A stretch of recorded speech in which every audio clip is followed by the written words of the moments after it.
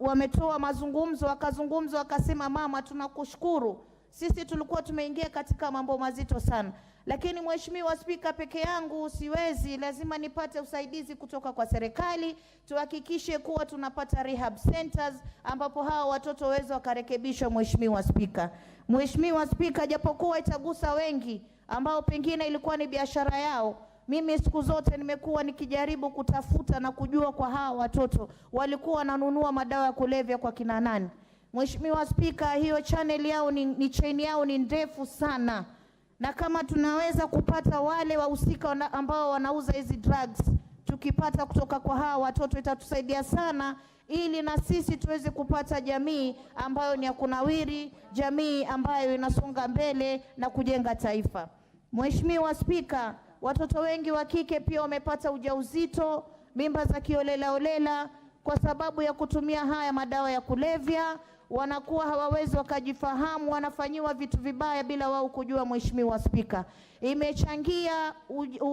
umechangia mimba changa kwa watoto ambao wanakwenda skuli kwa sababu hawawezi wakajiprotect. Mheshimiwa Spika, haya madawa ya kulevya pia yamechangia watoto wengi kupata maambukizi ya maradhi, na hata hao vijana wamepata maambukizi ya maradhi ya zinaa, wamepata maradhi mengi sana kwa sababu zile sindano ambazo wanatumia, huyo anadunga, kama amelewa mwenzake anachukua pia anatumia, anadunga. Kwa hiyo hakuna kitu ambacho kinawazuia wakiwa wako juu ama wako hai, wanaita wenyewe wako hai, ama wengine wakuambia arosto noma. Wakati ambapo wanapata ile arosto, wenyewe wanasema wanakuwa na ule mchakato, wanakuwa na msisimko, kila mtu atakimbilia ile sindani moja ambayo mwenzake ametumia, hajui yule mwenzake ana maradhi gani. Mheshimiwa Spika, na kwa hiyo mimi naomba tukiwapata hawa tukawatoa. Hata nakumbuka siku moja tulienda pamoja na mke wa Deputy President na tukaenda tukawaona hawa, aliona mwenyewe, alisikitika sana.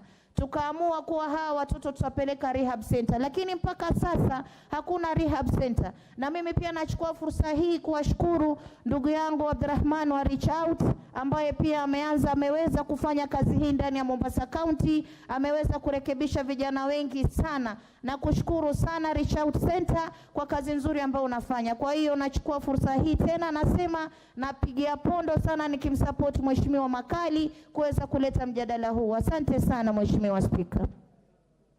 Asante sana mbunge wa Mombasa. The Honorable Gladys Boss, member for Uasin Gishu County. Thank you very much, Honorable Speaker, for the opportunity to lend my voice to this extremely important subject, the subject of substance and drug abuse here in Kenya. I want to start by stating very clearly that substance abuse, drug addiction, alcohol addiction is a mental illness. That is where we must begin. And as we proceed to debate about this issue, it's imperative that it is dealt with, considered, and managed as an illness. And I speak here with great authority as a mental health ambassador, working very closely with the Moi Teaching and Referral Hospital in Uasin Gishu, the mental health department, and also very closely with the Chiroma Group of Hospitals, which is led by Professor Frank Njenga, the father of psychiatry in Kenya, and who was one of the first people to raise this issue of addiction as an illness. As we discuss this here in Parliament and debate about it, and I want to congratulate the Honorable John Makali for raising this issue, and I hope that this will not be the last time that we discuss it. We need to not only, I know that Honorable Makali's motion has focused on the establishment of government-sponsored rehabilitation centers, but I think what we should be asking for is to have rehabilitation centers, whether they are established by faith-based, whether they are faith-based or privately owned or government-owned. The issue is, let's just have more treatment centers. As we've said, it's an illness. The issue that's causing a challenge in the treatment of this in this country is not the lack of the treatment centers. It's the fact that the treatment is not paid for by most insurance companies. The National Hospital Insurance Fund only pays a maximum of 60,000 shillings, which is hardly sufficient to treat someone for 8 weeks. It must be taken as an illness such as cancer, diabetes, that are chronic and require a long-term treatment, and therefore sufficient resources. Honorable Speaker, I also wish to bring the attention of this House to the Mental Health Task Force that was established in 2019 that came up with very clear recommendations on how to deal with substance abuse and other mental illnesses. Like we've said, it is an illness. It's not substance abuse. Substance abuse is a mental illness. It was clear that there need to be awareness relating to it as an illness so that the stigmatization can end so that people can seek treatment. The reason why people don't seek treatment is because there is stigma around mental health. If you told your employer that I want sick leave because I have an addiction problem, chances are they will fire you. If you raise the issue with your insurance and say that I need to check into rehab and get treatment, they will tell you it is a pre-existing condition and therefore we do not cover it. In fact, a few days ago, I think it was on Monday, I was at the launch of a book called Healing the Mind, written by Professor Frank Jenga. And in that particular launch meeting, when he spoke, he said enemy number one for mental illness is the insurance companies. Another enemy number two is the church, because they would say they will pray over you rather than for you to seek conventional treatment.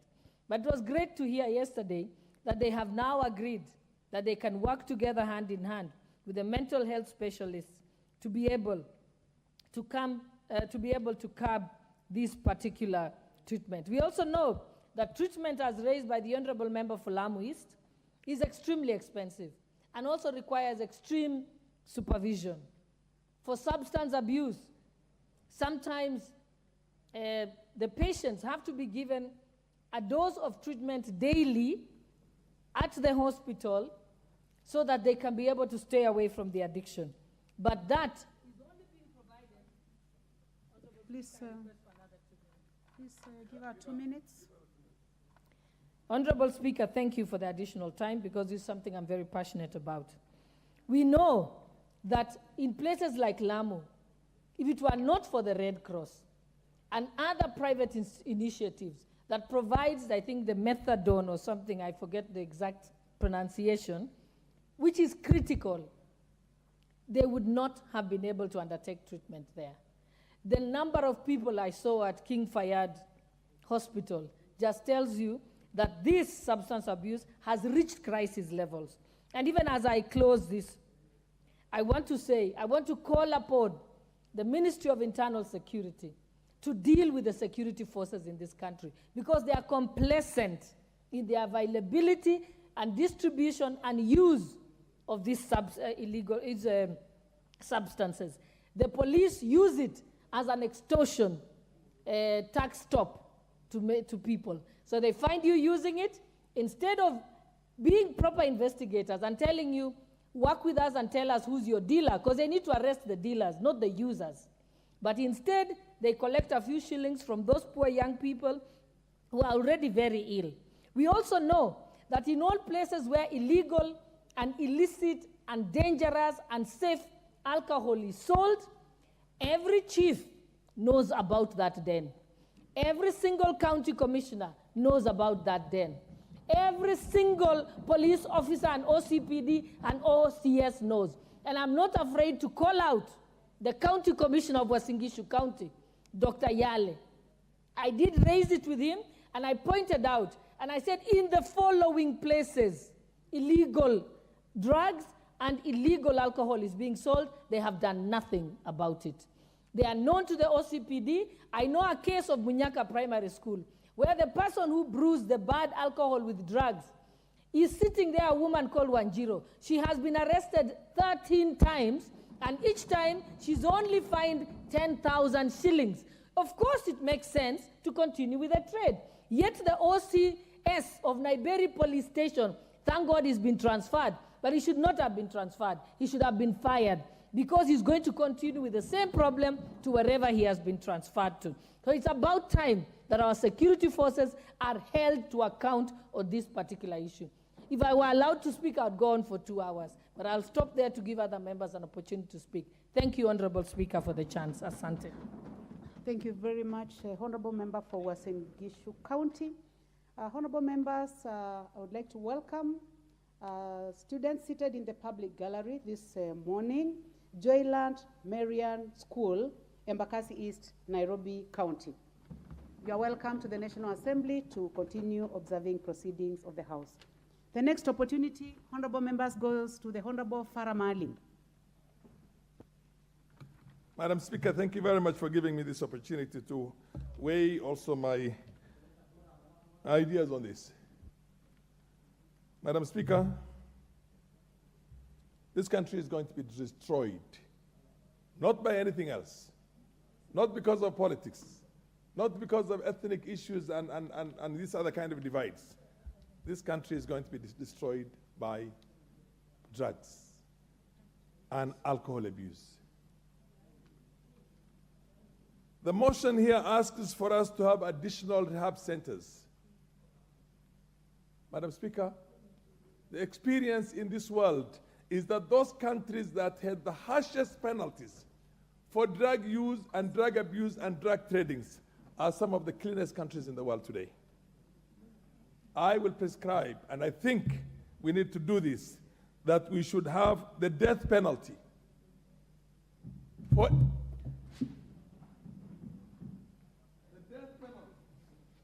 for anybody found with anything more than 0.5 kilogram of any form of drugs, including the cannabis sativa. Madam Speaker, the countries that are now in that category, which are the cleanest countries, which are some of the most progressive countries, which have got a GDP that cannot be matched, are China, Malaysia, Vietnam, Singapore. In the Philippines, they were killing them in the streets, extrajudicial as a matter of fact. Iran, Madam Speaker, Saudi Arabia, we have to prescribe the death penalty for the drug use and the drug trading and the drug trafficking in this country, and that's the only way we are going to have a clean country, and only a clean country can become progressive and can go far in life. We have seen drug lords become governors in this country, Madam Speaker. We have seen drug lords enjoy some of the highest positions. We have seen alcoholics in the top offices in this country. Those ones right now are the role models for our children, Madam Speaker. The role models for our children are not the straight-A students. They are not the ones who are going to do very well academically. The role models for our children today are the drug lords who have become members of parliament, who have become governors, who have become everything that one can become in this country. Very soon, we are going to have a drug lord in the form of Pablo Escobar, who is going to be the president of this country, because that's where we are going. We have seen alcoholics go to the highest offices in this country. Madam Speaker, when the president of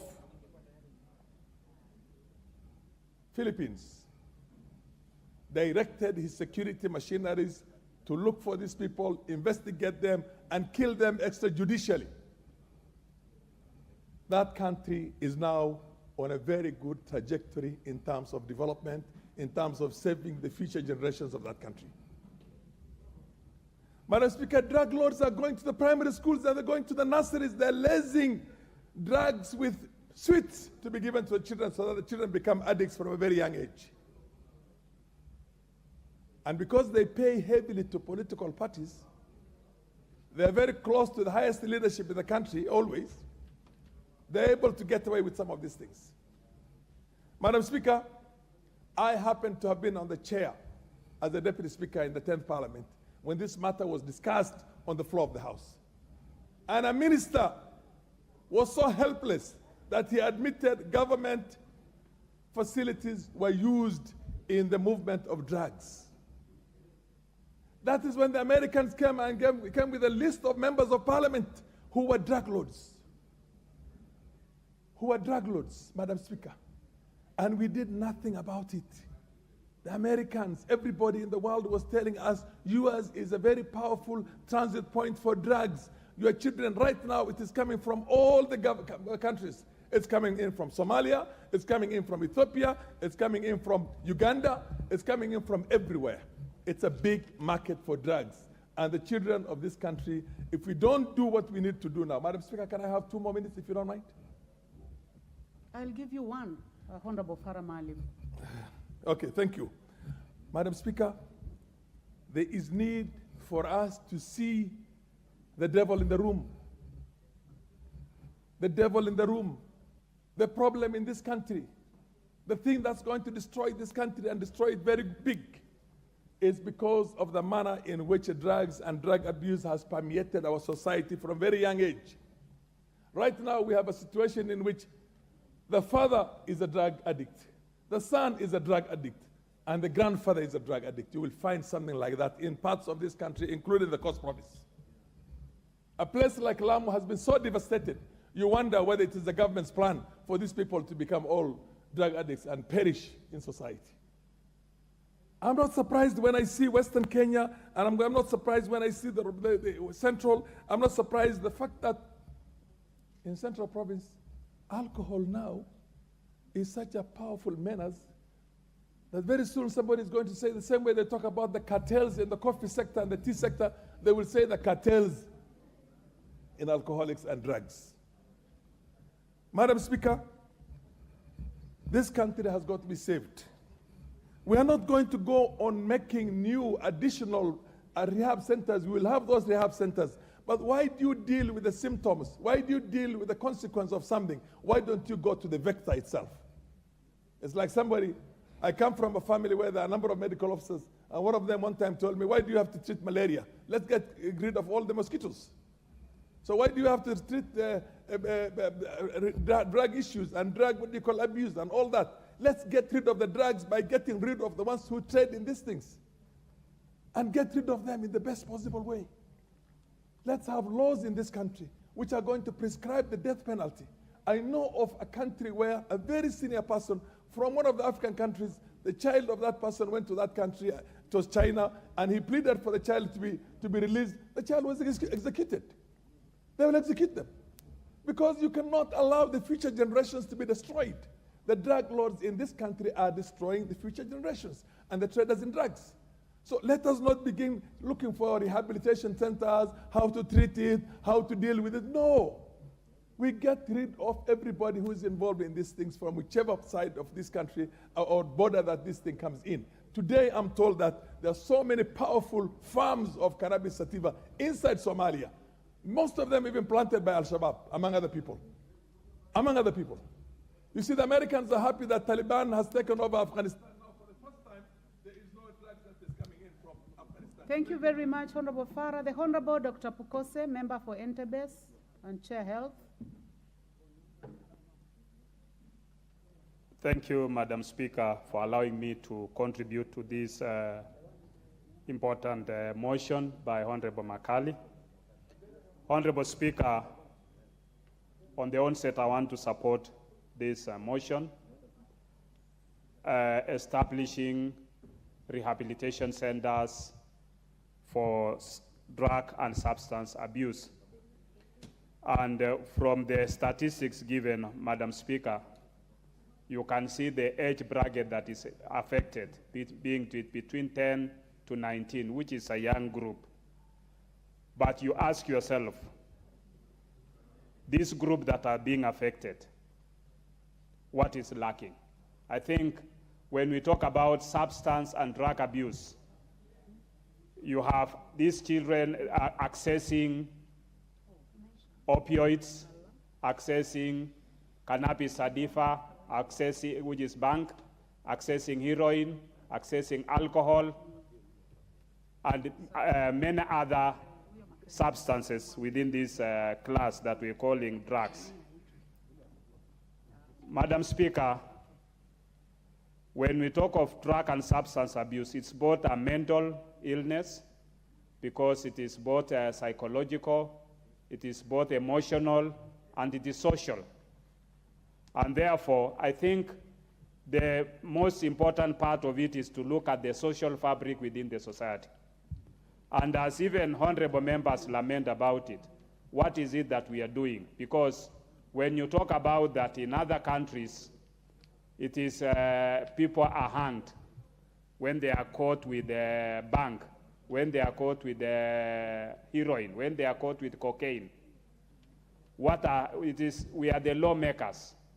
Have we brought in laws to strengthen our judicial system to make sure that it is prohibitive or it is punitive enough for anybody to engage in, for those who will be able to engage? Because you have those who are engaging in it, they are bringing it, and that's why you have the children, these people between the age of 10 to 19, accessing them. You have those who are engaged in alcohol preparation. And more often you find that they even use other substances, ethanol, to make it even more stronger. And in the process, you expose people to blindness and other chemical substance abuse. Madam Speaker, when we look at the new bill which this House passed the other day, now it's in the Senate, we talk of a fund, which is the chronic illness, emergencies, and critical care. I think that is a fund which we should be able to look at it, that it will be able to take care of treatment for these cases of substance abuse, people who are in the rehabilitation centers who need to be rehabilitated. But we also need to strengthen our mental health care system in the country, so that these people who needs treatment, they can be able to access good medical care. When you look at some of the cases, especially our brothers from Mombasa talking about it, we have centers which are supported by National AIDS Control Council. And in these centers supported by National AIDS Control Council, the patients in that centers that are undergoing rehabilitation, they are not just having alcohol and substance abuse. There are also other comorbid diseases like HIV, because when you are injecting yourself, they are injecting themselves with, they end up transmitting diseases from one to another. And HIV is one of those diseases that is commonly transmitted through multiple injections from one partner to another because of sharing of needles. So I think with that kind of thing happening, it's important that as a House, let's look at coming up with laws that can strengthen and support these institutions. With those few remarks, Madam Speaker, I want to support. Thank you very much. Honorable Faith Gitau, member for Nyandarua County. Thank you very much, Honorable Speaker, for giving me this chance to contribute to this important motion. And I really want to thank John McCarley for coming up with this motion. Indeed, the question that comes in my mind this morning is why this drug abuse with our children? Why are our children in it? And the answer I'm getting within myself is that parenting in this country has become a problem. Parents have become very busy for their children. We have no time to talk to our children anymore. Yes, we may discuss about all this, but the first thing first is that parenting in this country has become a problem. And I think it's a high time for us as parents to go back to where we were before. Many years back, parents were counseling their children. And it is the high time we go back there, because I don't see why my children should start drug abuse if I'm not there for them. But we've become very busy. And my prayer this morning, even as we start the rehabilitation centers in this nation, parents must start talking to their children.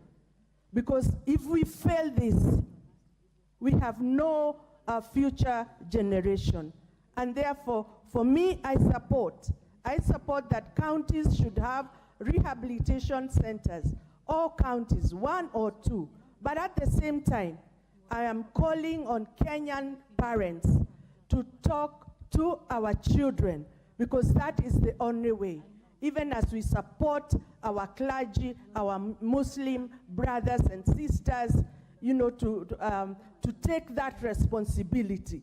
Yes, we cannot give them the total responsibility. We also need to be there for our children. So, thank you very much, Honorable Faith Gitau. Honorable members, time allocated for this motion is over, and I'm going to call upon the mover to reply. The mover can give a chance to several people. If you choose to do so, Honorable Makali. Give me the mic. Thank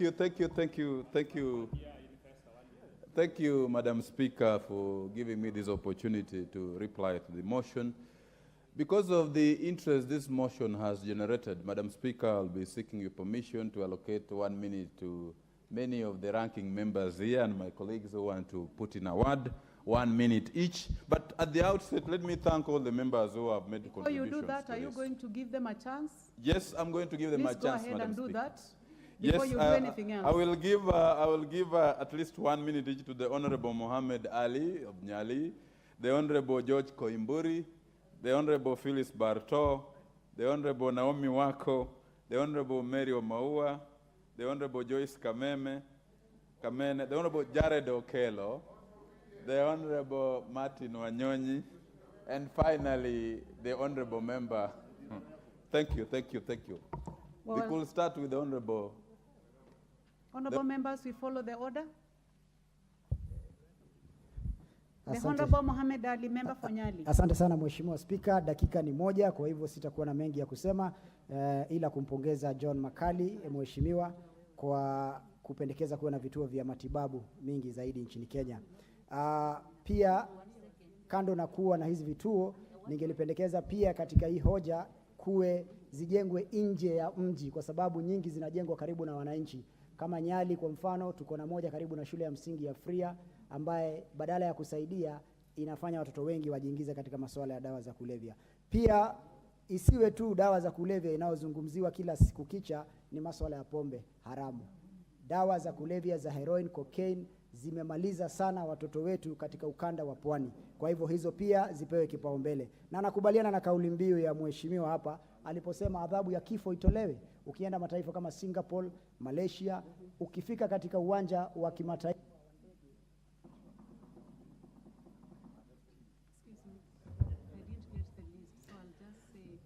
Asante Bi Speaker kwa kunipa nafasi hii. Yangu kwanza ni kumpongeza Mheshimiwa John Makari sababu ya kutoa hoja hii muhimu ambayo ni ya kupambana na dawa za kulevya humu nchini. Bi Speaker, kama vile mnavyojua ni kwamba pale kwangu Juja kuna mashule ambayo ni ya university ambayo ni zaidi ya mashule 5 ikiwepo Jomo Kenyatta University. Tumeweza kuchukua hatua muhimu ambayo ni ya kupambana na dawa za kulevya, sababu vijana wetu wamekuwa wakija pale na kutumia dawa za kulevya. Tukapambana nao siku ya jana.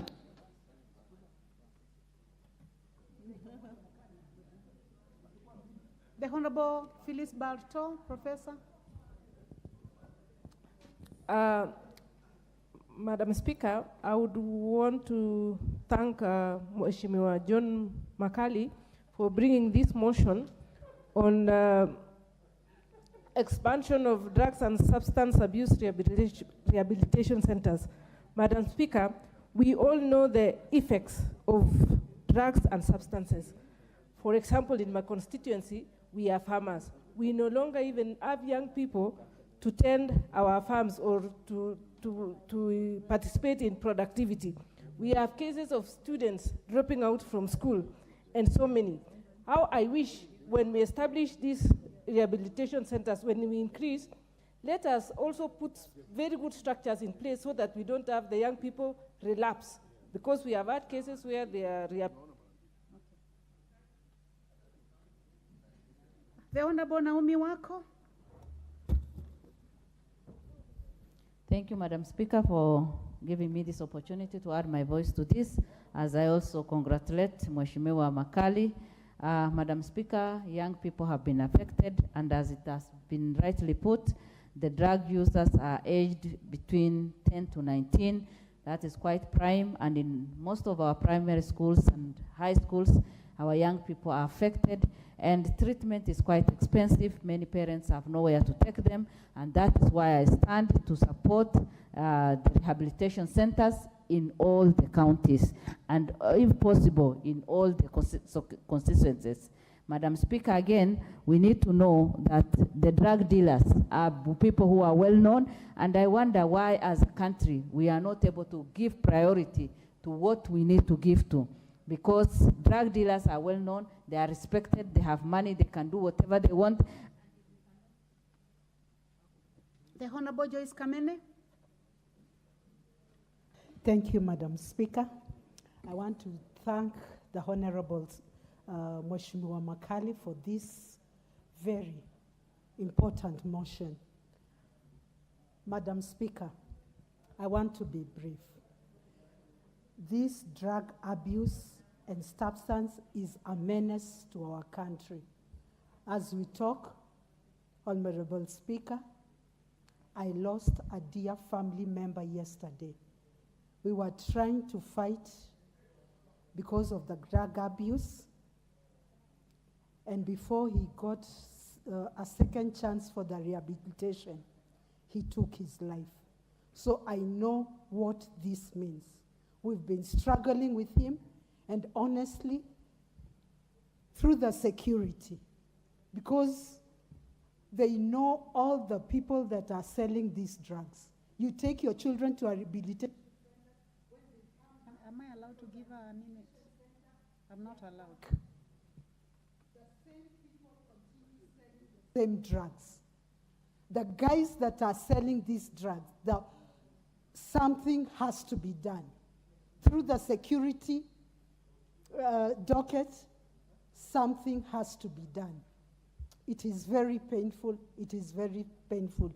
Bulunzi, Kaliambeu Mutinda, may his soul rest in peace. It is painful. It is painful. It is painful.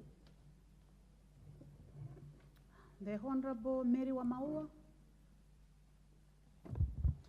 Thank you so much, Madam Speaker, for the chance. Let me start by congratulating the owner of the motion, Honorable Makari. Honorable Speaker, of what has been aired by all the members who have spoken, it is true, and this is the way that we are supposed to treat this issue. Madam Speaker, the issue of drugs and substance abuse is wrong. It has taken long. That is what I want to mean. But Madam Speaker, it only takes a blink of the eye from the government and finishes the whole business. The cartels who deals with the drugs are known in this country. And Madam Speaker, if the government want to use its structures and agencies to deal with this one-off, it is very possible.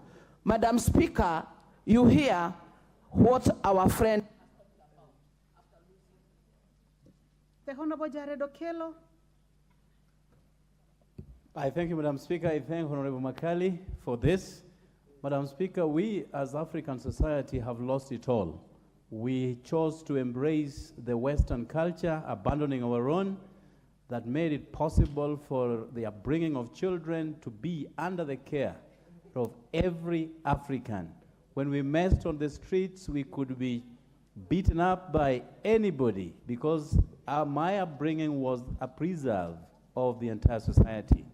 Madam Speaker, we have chosen to embrace the Western culture, including LGBTQ, and those countries that are anti their own moves are receiving trade sanctions.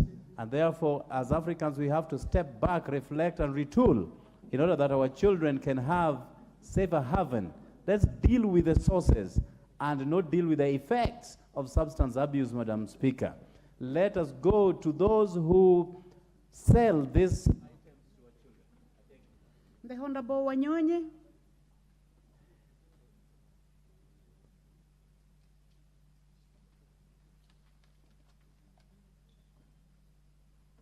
Please trace the Honorable Wanyonyi, seated on my right. Thank you, Madam Speaker. From the onset, I also support this particular motion.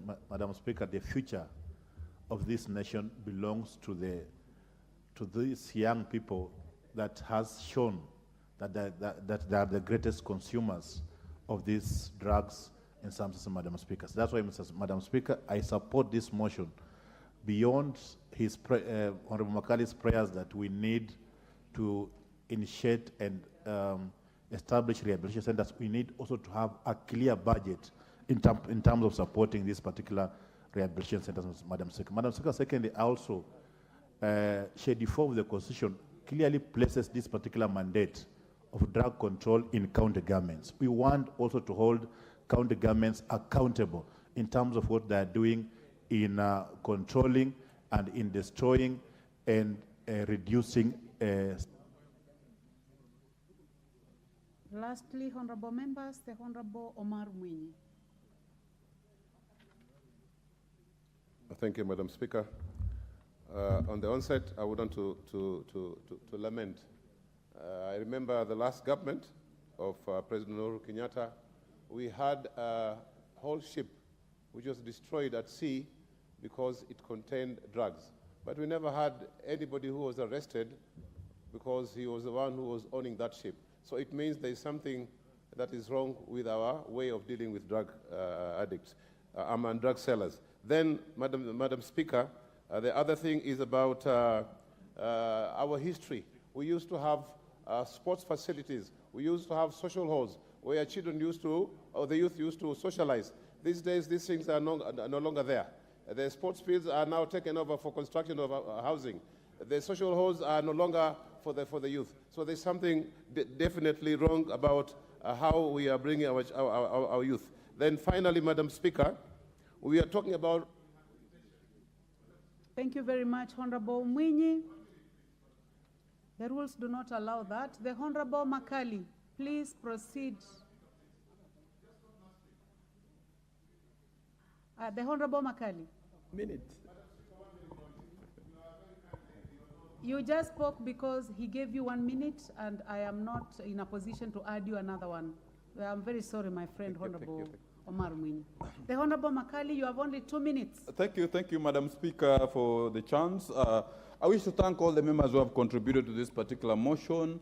As it has turned out, this is a crisis of monumental proportions. We need to approach it from a multifaceted approach, both the national government and the county governments. The county governments are given power to control drugs, but Madam Speaker, we need to tell them that they need to up their game. Article 6 of the Constitution says the county government shall cooperate with the national government. The statistics that have come from NACADA are appalling.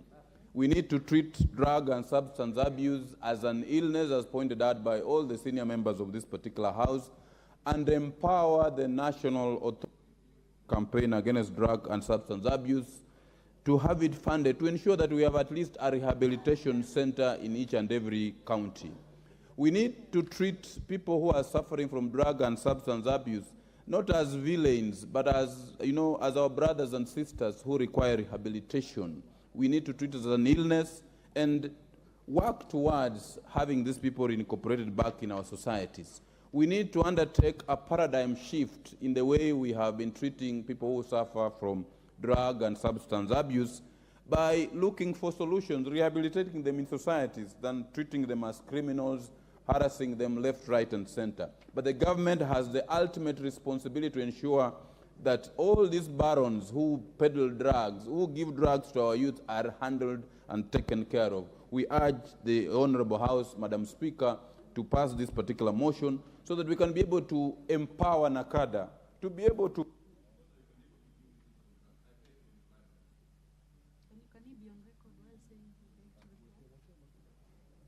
Please reply on record. Just your last sentence, Honorable Makali. I beg to reply, Madam Speaker. Thank you very much, Honorable Makali.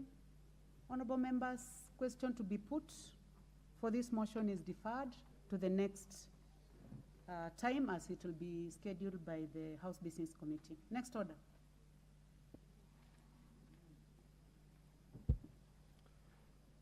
Order number 10. Motion banning the growing of eucalyptus trees in the country. The Honorable Moses Kirima.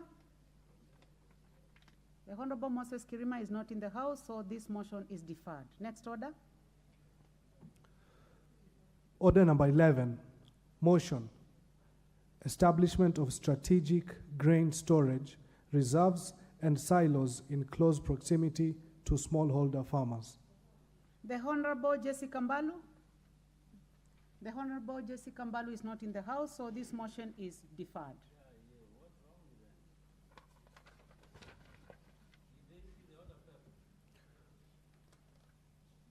Order number 12. Motion policy on integrating a curriculum for environmental conservation in primary and secondary schools. The Honorable Umul Kher Kasim. The Honorable Umul Kher Kasim is not in the House, so that motion is also deferred. Next order. Order number 13.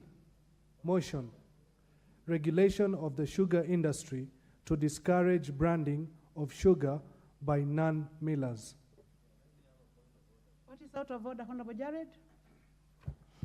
Madam Speaker, so far you have called out actually four different items within the order paper, and unfortunately my colleagues, the sponsors of these motions, aren't in the House. Madam Speaker, we understand the stringent time that this House is having, and I want to patiently and with great meekness ask my colleagues who have matters pending before this House, and the clerk of the National Assembly does send out the order paper in good time, that they will show up in the House so that we can transact businesses in good time. We have very few days remaining before we take our long recess, and I know the tray is full, and therefore we need to be proactive, Madam Speaker. I understand that probably they are held up in various parliamentary activities, but let's also prioritize, especially when we have issues pending in the name of motions in our names to appear before this House, and we help you transact your business at the end of the day. I thank you, Madam Speaker, and it is just but a very good advice to my colleagues, Madam Speaker. Thank you very much, Honorable Jared. Just for information to the House, is that the motions that we have read, the members concerned are engaged in other official duties, and they had also informed the Speaker. So there is nothing out of order. So that is why we have deferred. We did not draw. We have deferred the motions to be given another opportunity. Next order. I had called. Had I called the next order? I think he had read, right? Okay. The Honorable Peter Salasia, please proceed to move your motion. Madam Speaker, I beg to move aware that the importation and exportation of sugar is regulated by various laws, including the Crops Act and the Agriculture and Food Authority Act 2013. Further aware that the Agriculture and the Food Authority is charged with the responsibility of regulating the importation and exportation of the sugar in the country in accordance with the law. Noting that the importation of the sugar is also negotiated within the regional trade blocks, frameworks, and agreements to enable the country to meet the demand for sugar. Further noting that individuals or entities are allowed to import sugar, provided they obtain the necessary permits and meet the required standard. Concerned that despite these regulations, there have been instances of illegal importation of low-quality sugar or adulterated sugar. Further concerned that unscrupulous traders have been found to rebrand the sugar which does not meet the standards of Kenya Bureau of Standards specification. Deeply concerned that this poses significant health risks to consumers as well as undermining the efforts to regulate and strengthen the sugar industry to protect local millers, acknowledging that country has the potential to produce enough sugar to meet its domestic demand, as the sector has been a key driver of economic growth, further acknowledging that there is need for concerted efforts by stakeholders to discourage the branding of sugar by non-millers and promote the development of the local sugar industry. Now, therefore, this House resolved that the government, through the Ministry of Trade, Investment and Industry, ensures the strict operationalization of the regulatory frameworks governing sugar importation into the country. Madam Speaker, as you have heard, it's very true that indeed we have gone through a lot of challenges as a country. We remember we had the mercury sugar, which was imported and which was flooded into the market, into the Kenyan market. And it's because of this that we do not have the regulation. And that's why you realize that in most cases, you'll find that every sugar is being branded by the supermarket. And this one also gives a lot of loopholes for those scrupulous traders who gets to import sugar, smuggle the sugar into the country. And this one also poses a very unhealthy situation into the Kenyans. That is the reason why we decided that as a country we need to have regulation.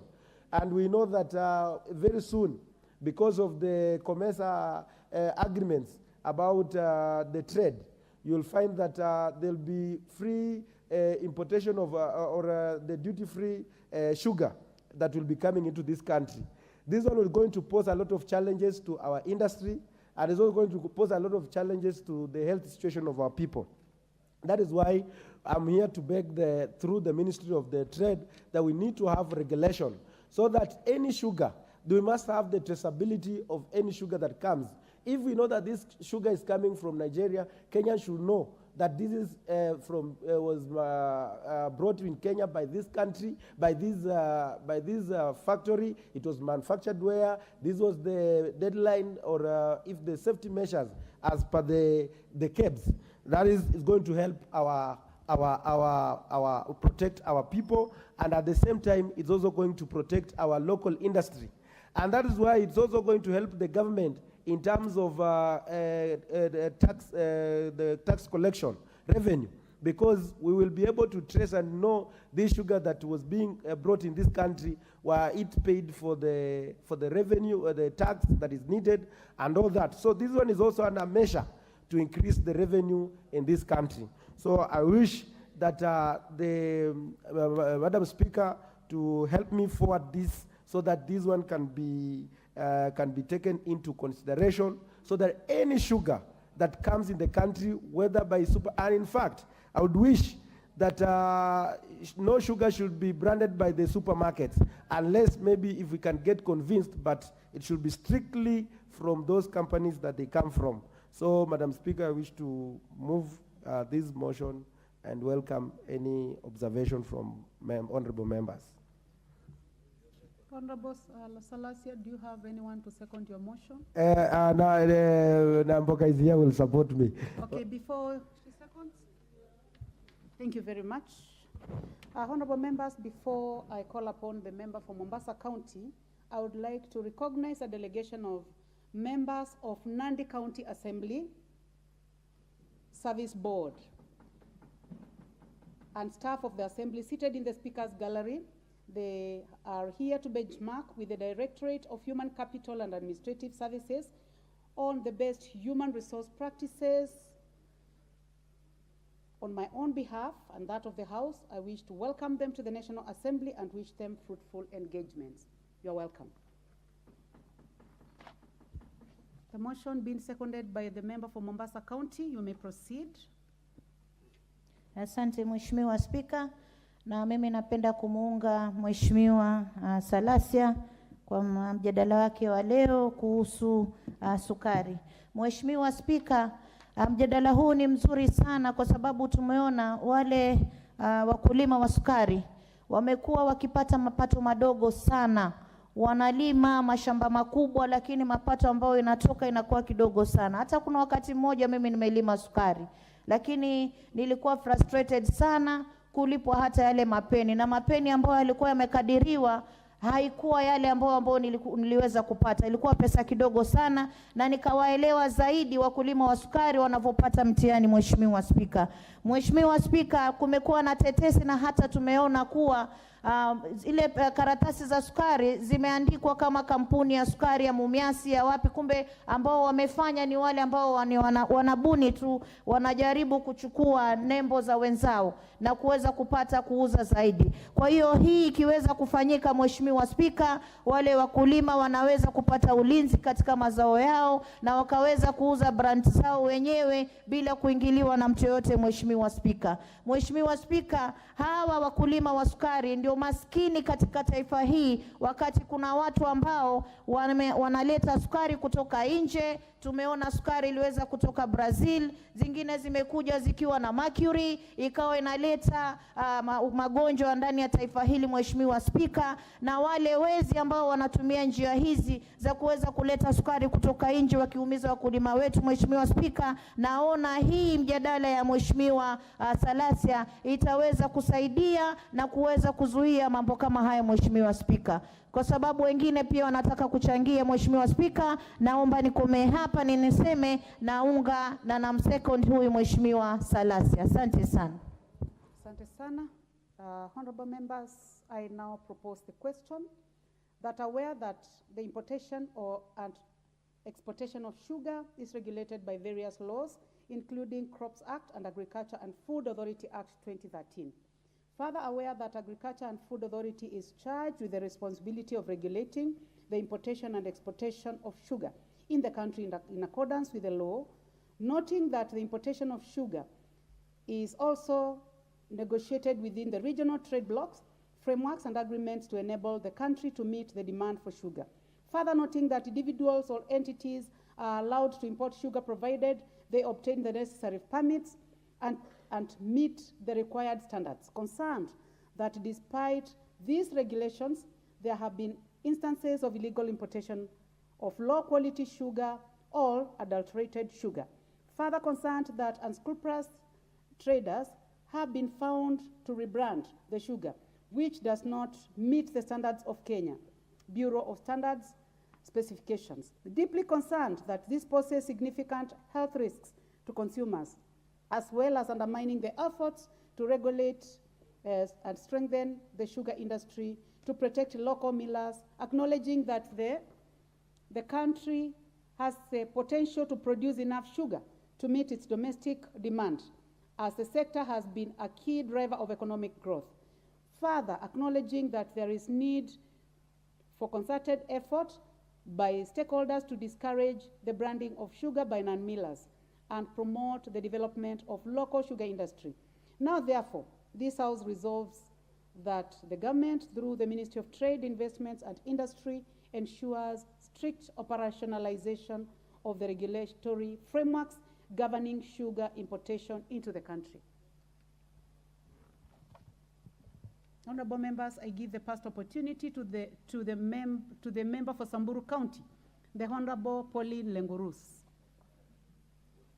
Honorable Lengurus seems to have stepped out of the house, followed then by the Honorable Adan Haji, member for Mandera West. The Honorable member for Mandera West seems to have stepped out of the house also. The Honorable Rashid Bedziba, member for Kisauni. Asante sana Madam Speaker kunipa fursa hii na mimi weza kupenyeza sauti yangu. Ingawa hasa nilikuwa nataka kuzungumzia kuhusu mihadarati kwa sababu imeniathiri sana katika eneo bunge la Kisauni, lakini sikupata nafasi. Si neno, lakini wacha nizungumzie sukari vile imezungumzwa na Mheshimiwa Salasia. Ningependa kusema kwamba serikali iwe waangalifu katika kulinda viwanja vyetu. Ikiwa viwanja vyetu vinatoa bidhaa ya kutosha, hakuna haja ya kuagiza kutoka mataifa ya nje. Ni kwa sababu mnapoagiza kutoka mataifa ya nje, mnafanya vijana wetu wengi wanakaa bila ajira. Ni vyema sana tuvikuze viwanja vyetu ndio tuwe na ajira na tuwe na nguvu ya kiuchumi ya nchi yetu ndani. Wakulima wetu wanalima sukari na bidhaa zingine, lakini wanashindwa mahali ya kupauzia kwa sababu vitu vingi vimeagizwa kutoka nje. Kwa hivyo serikali ikae imara kuhakikisha kwamba tunawapa nguvu wakulima wetu, tunawapa kama ni hizo mbolea, tunafanya mambo yao yawe rahisi ili wakuze hiyo bidhaa nyingi iweze kututosheleza sisi kama taifa.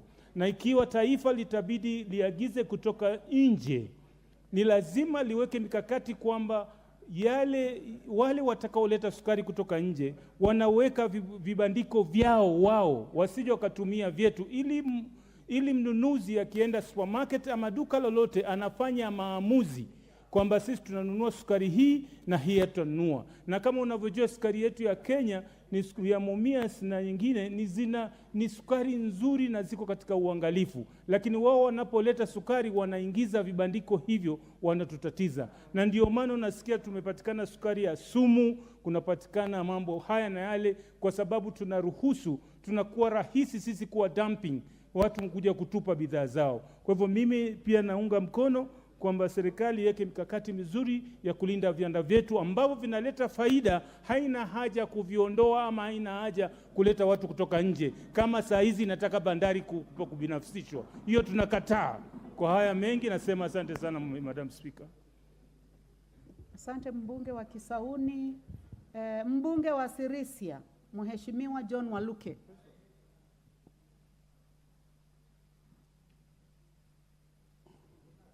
Thank you very much, Madam Speaker, for giving me a chance also to contribute on this very important motion. Madam Speaker, I rise to support this motion, and I want to thank Honorable Salasia for bringing up this motion, Madam Speaker. The digest of this motion, Madam Speaker, about the traders who brand and rebrand sugar in the supermarkets. Madam Speaker, it is real. Even you, when you've bought your sugar, sometimes you can get a label written Naivas Supermarket or Hetia Supermarket. Madam Speaker, these supermarkets does not have any mill that mills sugar. And when you check, Madam Speaker, the dates of manufacture, the dates of expiry is not labeled, it's not there. So, Madam Speaker, we are buying sugar maybe without knowing where this sugar is coming from. And Madam Speaker, I suspect that the sugar that was banned by this House, Madam Speaker, which was imported illegally, that had a mercury, Madam Speaker, I think it's coming from those supermarkets that are labeling sugar without permits. They don't have a permit to label.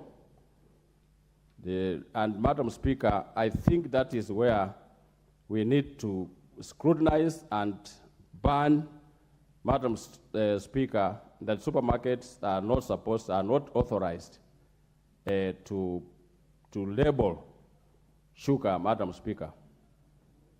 For us as human beings, Madam Speaker, we have been buying sugar from sugar companies. And we are sure with our lives, if I buy sugar written, maybe Sony Sugar Company or a window, I'm sure with it.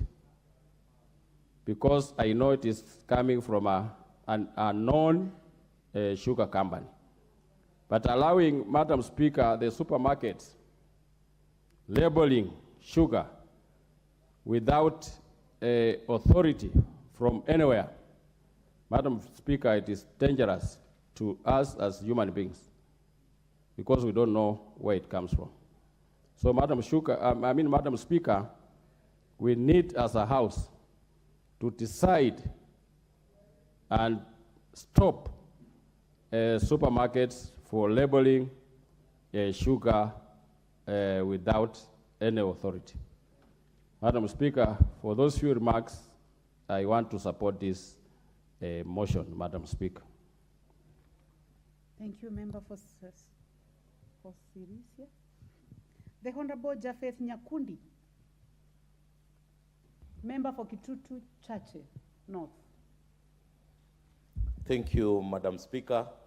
I also want to support this motion by Honorable Salasia and on branding of sugar and non-millers. We know the demand for sugar is more than the supply. So it is allowed for sugar to be imported, but we should not allow millers to bring in sugar and brand them in a manner that we don't understand. For example, we know that Mumia's company was locked down, but we find out that Rai brands sugar, and we have sugar of Mumia labeled in Mumia's packages, while we know, and we clearly know, that Mumia's sugar is not working at the moment. So I want to support this motion, and I also want to thank the government through this House for accepting to scrap off about 117 billion that is debt owed by these companies, so that these sugar companies can also start working and farmers can get their dues, because our farmers are running poor. Our farmers cannot get money in their pocket to take their kids to school to do their work. So I want to support this motion by Honorable Salasia that regulations should be put in place so that all the companies that brand sugar, we should know where these sugar companies, where these people who import sugar, who are they, what do they do, what is the name of their companies, so that we don't have contraband sugars like the one we had last time, which are very harmful to our people, which are harmful to our health. And for this purpose, I want to support this motion by my very good friend, Honorable Salasia. As you know, sugar in our places from where we come from, sugar is our gold, sugar is our life, sugar is our main economic activities. So I want to support Honorable Salasia. Thank you, Madam Speaker, for this chance. Thank you. Thank you very much. The Honorable Beatrice Elachi, Member for Dagoretti North. Thank you, Madam Speaker. I also rise to support this motion and to thank the Honorable Salasia for giving us an opportunity. Madam Speaker, you realize for the last few weeks we've been talking about sugar, we've been pushing the agenda. And now, Madam Speaker, here we are now, we are talking about branding. And I think, Madam Speaker, when you look at those steps, you realize that this is an industry that I know is very, very emotive, because sugar is just like gold. Sugar is like it's a drug, Madam Speaker. It moves, and everyone would wish to do this business because they know it's big business. But Madam Speaker, as we move on and even appreciating what the President has done to remove the debt, then now we must start talking about branding, because that's how you bring back the economy of that industry. that if we are not able to look at what happens in the supermarkets today, Madam Speaker, if you walk in any supermarket, you'll find so many sugars, and they are branded the names of the supermarkets. And you wonder, so this sugar, it's imported, yes, but from which country? And you remember in 2014, Madam Speaker, KEBS had warned the retailers that it is against packaging sugar without labeling the name of the miller and the origin of where the sugar has come. And one thing that we find so difficult in this country, Madam Speaker, is we go into something, we push an agenda, all of a sudden we just have laxity and things just go back to where we've started, Madam Speaker. And that is the biggest challenge we always face as Kenya. That indeed, when we are pushing for an agenda, we are so vibrant in pushing the agenda. Then all of a sudden, when the agenda picks, all the institutions that are supposed to be there to monitor are the same institutions that will now find themselves compromised, and you find yourself again struggling with the same challenge. So in branding of sugar, right now, if you go to all these supermarkets, you'll find them. But nobody questions, nobody asks. Yet we are saying KEBS was there in 2014, Madam Speaker, warning. So sometimes we have to ask. And if indeed Parliament is serious in terms of just bringing back this economy of Kenya, and also ensuring now corruption has to stop in this country, I know this House can do it, Madam Speaker, and we can do it so well. But we need to ask ourselves, how do we focus, knowing very well how Kenyans are struggling, how Kenyans are suffering, but at the same time, how do we as this Parliament cushion and find ourselves that we can support? And therefore, as I support this motion, Madam Speaker, I want us to really, after we have pushed this, then it has to go to regulations. And I'm hoping our Chair, Chepkonga, can pick this, so that we are very clear in commodities that we are saying. If we are saying build Kenya, buy Kenya, if we are saying these are industries of Kenya, we are trying to revive them, if indeed we are able to remove all this debt, then we must caution to see this is an industry that must build back itself, Madam Speaker, and must start seeing growth. And farmers can also feel that growth, and they will be proud of even going back and ensuring that we have plantations of cane to do this. So with those few remarks, Madam Speaker, I want to thank you, but also to thank Celestia, and to end by saying, let us also remember health is another issue, and sugar is the one that is spiking our health that we have today. It is something also we need to talk about, Madam Speaker. Thank you so much. Thank you, Honorable Beatrice Elachi. The Honorable Geoffrey Roku, member from Mbeere North. Thank you, Madam Speaker, for this opportunity. I rise to reject this motion because, Madam Speaker, this country has ratified a number of agreements, one of them being COMESA, where we have to import goods and services within the region of COMESA. And one of the key important things which we import from COMESA region is sugar. And sugar is one of the commodities which is used in our household on a day-to-day basis. And therefore, if this House decides to come up with restrictions or regulations which will hinder a smooth implementation of some of these agreements we have within the COMESA region, it means, Madam Speaker, we will not be doing justice to the citizens of the Republic of Kenya. Number two, Madam Speaker, is that the costs of inputs as far as farming of sugar is concerned, you realize we better come up with more innovative strategies as a House on how we can lower the cost of inputs, farm inputs, so that sugar production, and not only sugar production, but also other agricultural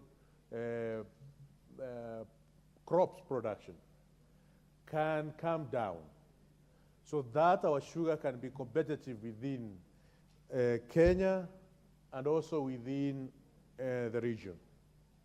So it will be important, Madam Speaker, if we are talking about fertilizers, if you are talking about pesticides, if we are talking about mechanization of farming, and how we can be able to import farm input which we use, like tractors, machines, in a more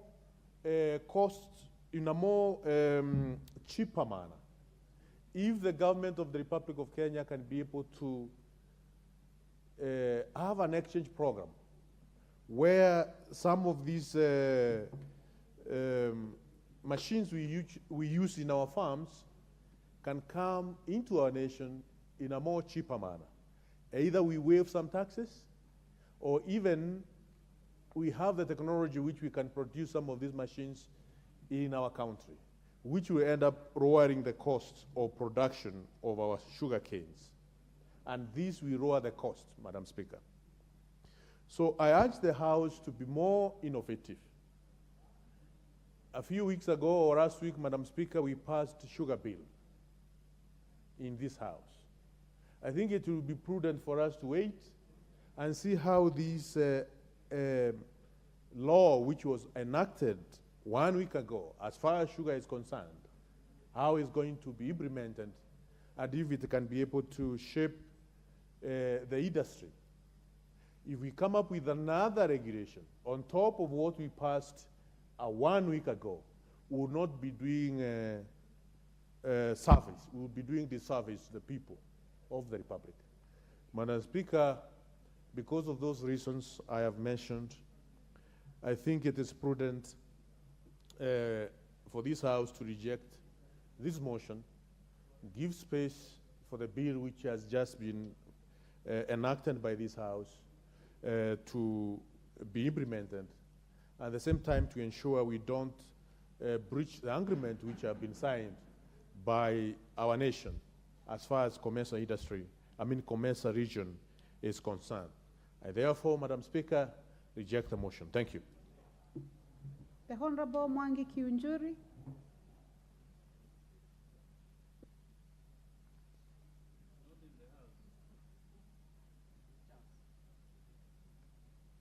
The Honorable Fatuma Mohammed, member for Migori County.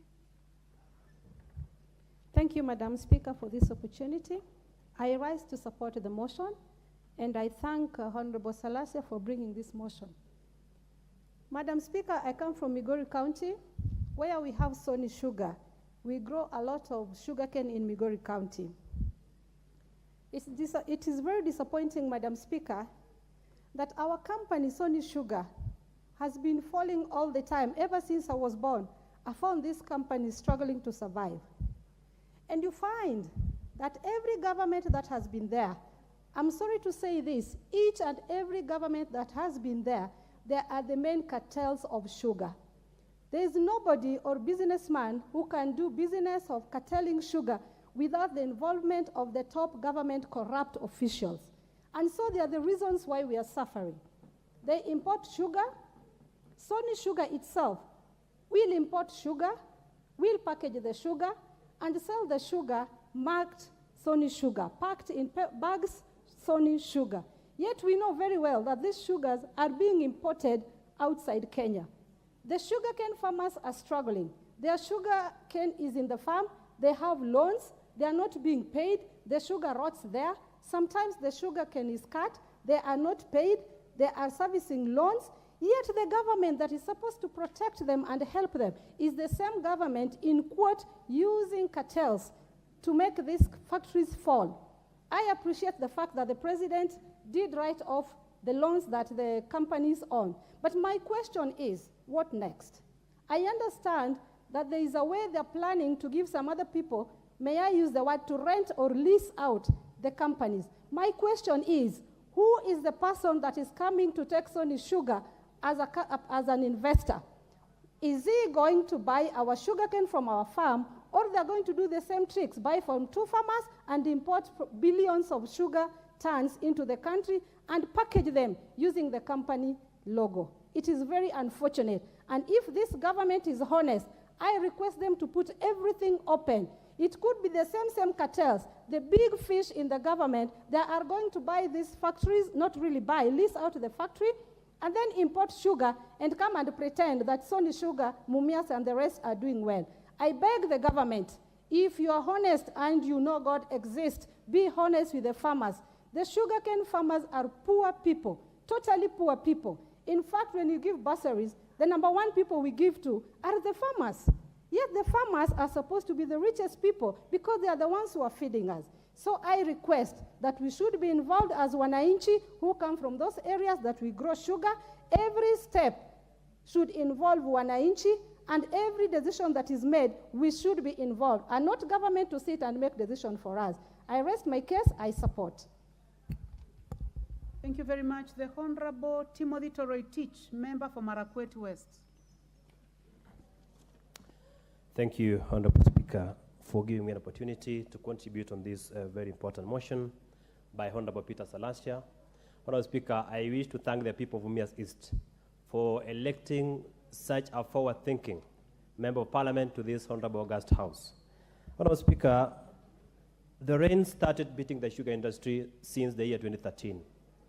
Honorable Speaker, when the Sugar Act of 2013 was repealed, and the matters to do with sugar was placed under the Crops Act. That is where the problem started in terms of the sugar industry. Honorable Speaker, the matters to do with sugar was put under a directorate in the AFA, that is Agriculture and Food Authority, and that is where the problem began in the sugar industry. Honorable Speaker, this motion is good, but it might have been overtaken by events. For the reason that 2 weeks ago, this House passed the Sugar Act and reinstated that particular piece of legislation that was there in the year 2013. And Honorable Speaker, under that Sugar Act, that is the Kenya Sugar Board was reintroduced under that particular piece of legislation. So that means matters to do with sugar, the entire matters to do with sugar shall now be handled by the Kenya Sugar Board, which I believe will address matters to do with sugar in this country. Honorable Speaker, the sugar industry has been run by cartels, by shrewd business people who have run that enterprise, and they have run it down. And Honorable Speaker, I believe that with the Kenya Sugar Board, which has been brought in under the Kenya Sugar Act, then that problem will be solved once and for all. Honorable Speaker, can you imagine that in this country, our citizens have been taking mercury, and we have the Kenya Bureau of Standards in this country, and our citizens have been ingesting mercury into their bloodstream, and we believe even that is the cause of cancer in this country, because if you compare the statistics of cancer in this country and in Europe, other countries, you realize that majority of people going for treatment in India, in this country, there is a traffic jam in JKIA of our people going to India because of cancer. Madam Speaker, if you do compare the statistics of this country and other African countries, we are losing 100,000 people in Kenya every year out of cancer. And I believe, Honorable Speaker, since we have now the Kenya Sugar Board, that board will take its responsibility seriously, propose regulations that will be able to regulate the sugar industry in terms of importation of unadulterated sugar in the country. And secondly, Honorable Speaker, to do with the issue of packaging. We cannot have sugar that comes to this country from countries that have not been authorized to do so by AFA, and then they are packaged in our industries, they are packaged in our supermarkets as sugar that comes from Mumias. Yet, Mumias is not involved in the production of that particular sugar. So, Honorable Speaker, I thank the Honorable Member. I support this motion to the effect that importation of sugar in this country must be regulated, and I believe it shall be regulated because we now have the Sugar Act, which was passed by this House, and it is in the Senate. I believe the Senate will pass that particular piece of legislation as it is without amendments, and then we have two things. We have regulation of sugar. Number two, we stop the repackaging or the packaging of sugar from countries that have not been approved by the Sugar Board as was adopted by the legislation that was passed in this House. Madam Speaker, I support that motion fully. Thank you. The Honorable Babu Owino, member for Embakasi East. Thank you very much, Madam Speaker. I rise to support the motion by Honorable Peter Salasia on the regulation of the sugar industry to discourage branding of sugar by non-millers. And Madam Speaker, number one is that what we can locally produce, we should never import. We are advised in economics that any product, any good that can be locally produced, manufactured, should never be imported, because if you import such goods, then you increase or rather encourage what we call in economics absorption. Therefore, we should always encourage what we call mercantilism, where we manufacture. In the process of manufacturing, we will promote our local industries. As we promote our local industries, Honorable Speaker, we will increase or rather create jobs for our young men and women in this nation. Honorable Speaker, this is a nation where we don't appreciate our local industry, and that is the only way we can grow economically. Kenya imports over 80% of the goods that we are consuming, including a toothpick, Madam Speaker. Therefore, it is so sad for us to promote other foreign economies, because this money will leak. There will be leakages into other economies. So, Madam Speaker, with this issue of promoting the local industries, I've said that we create jobs. We have countries like Egypt, Madam Speaker, which is literally a desert. And from that desert, they can grow sugar.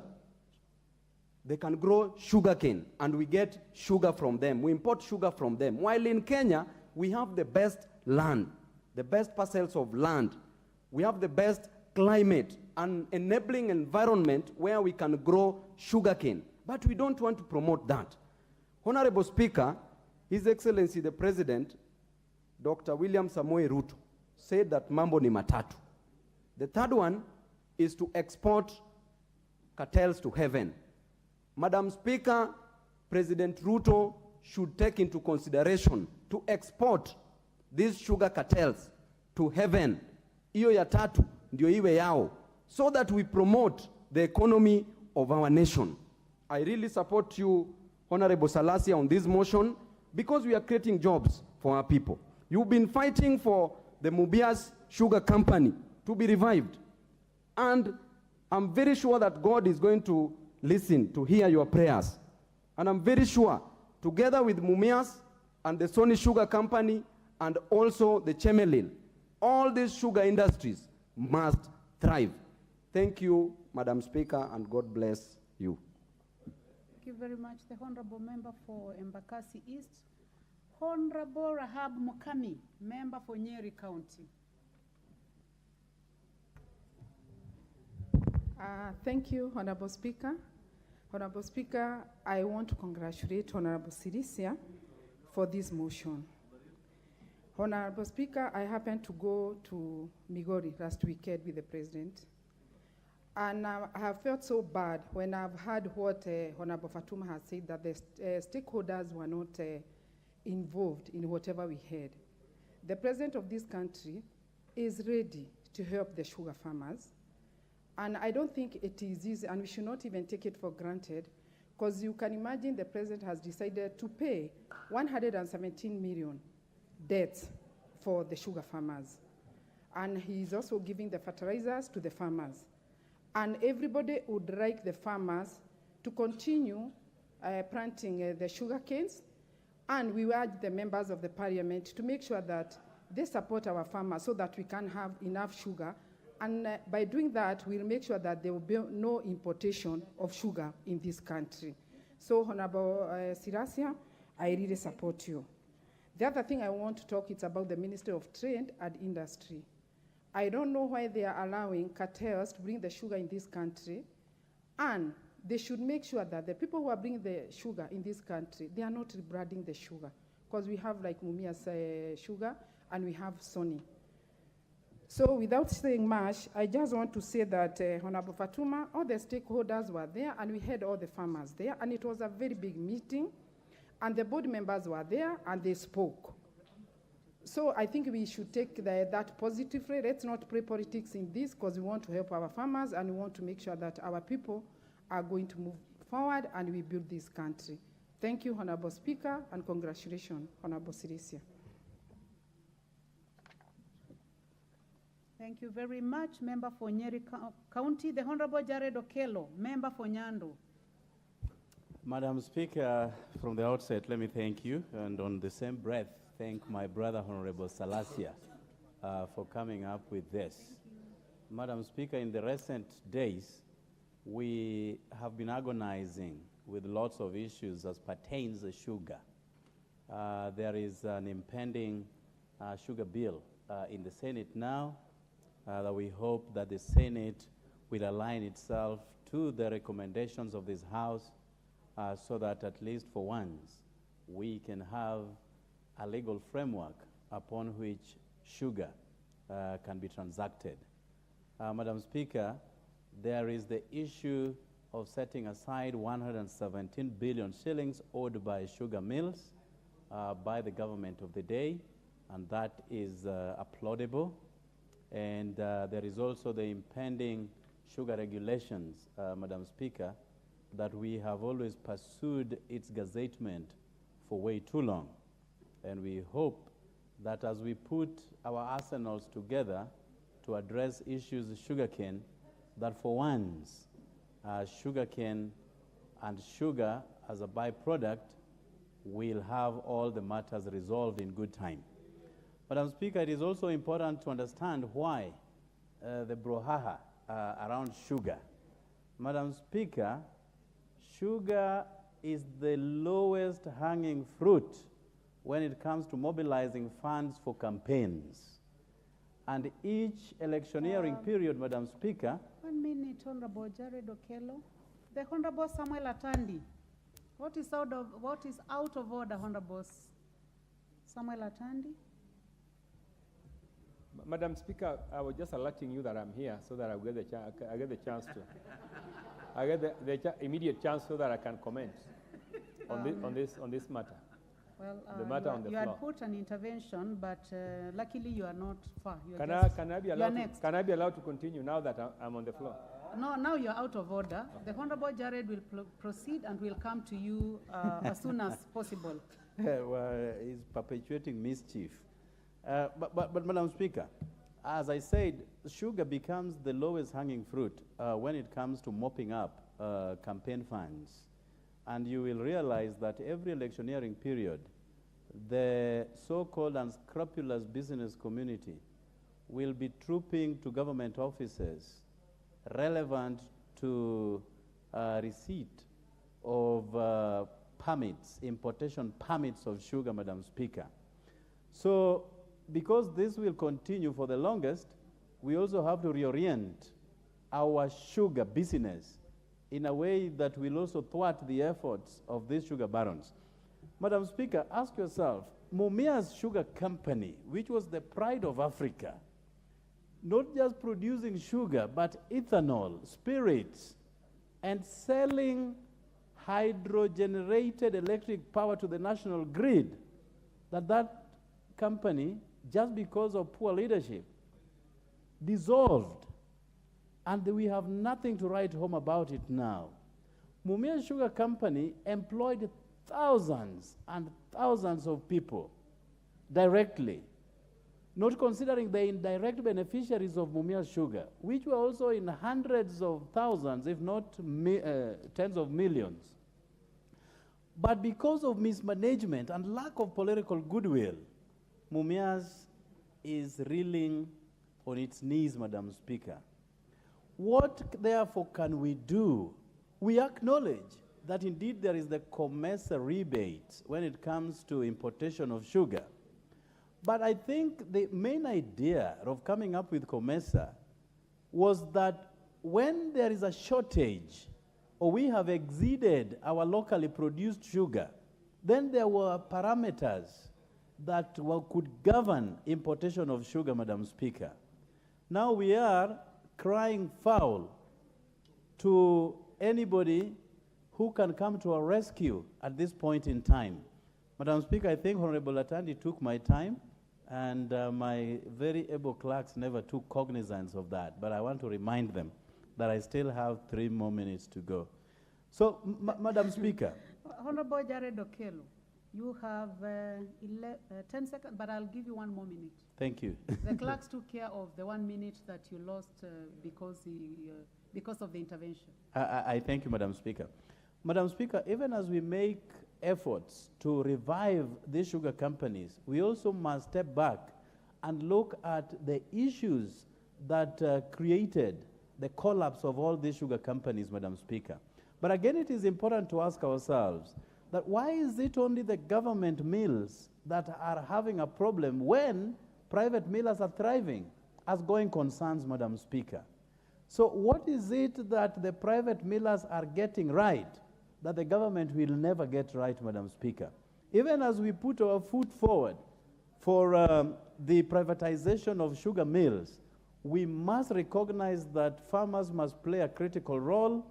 The owners of those farms called nuclears, which are ancestry, so to speak, must also be recognized so that we don't shortchange them by government putting its head in these sugar matters, Madam Speaker.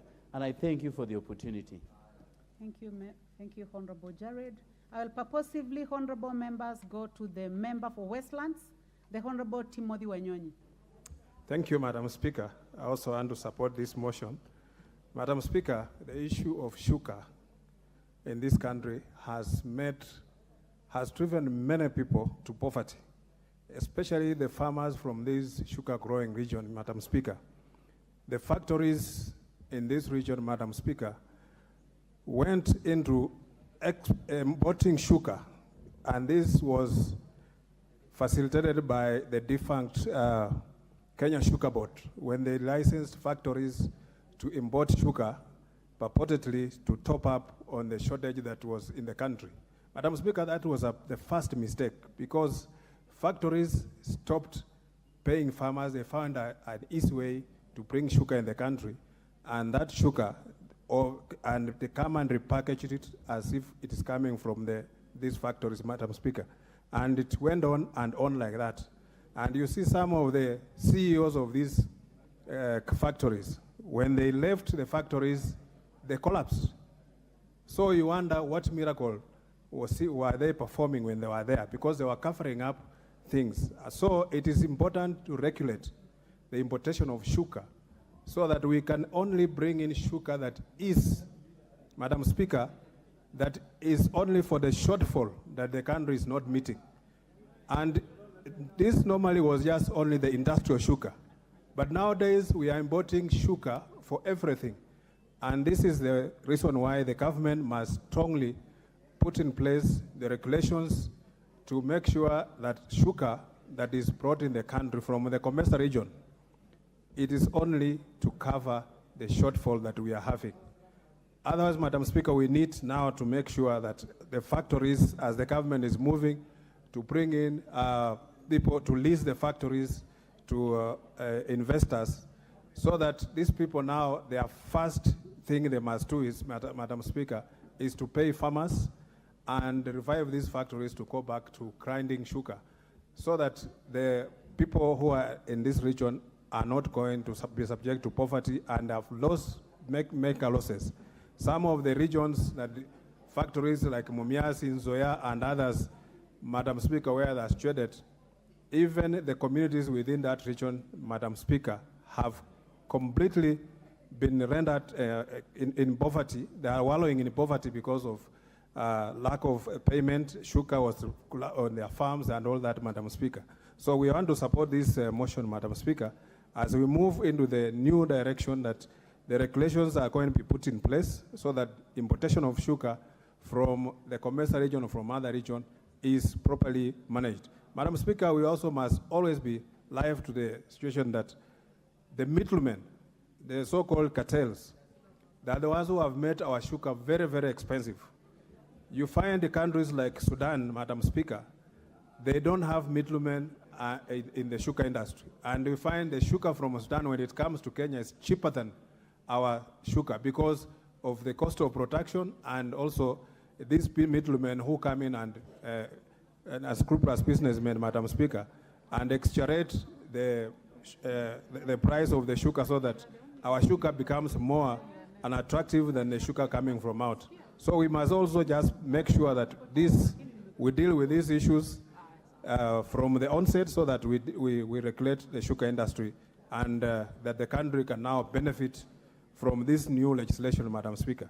I want to support this motion and also thank my brother, Honorable Salasha.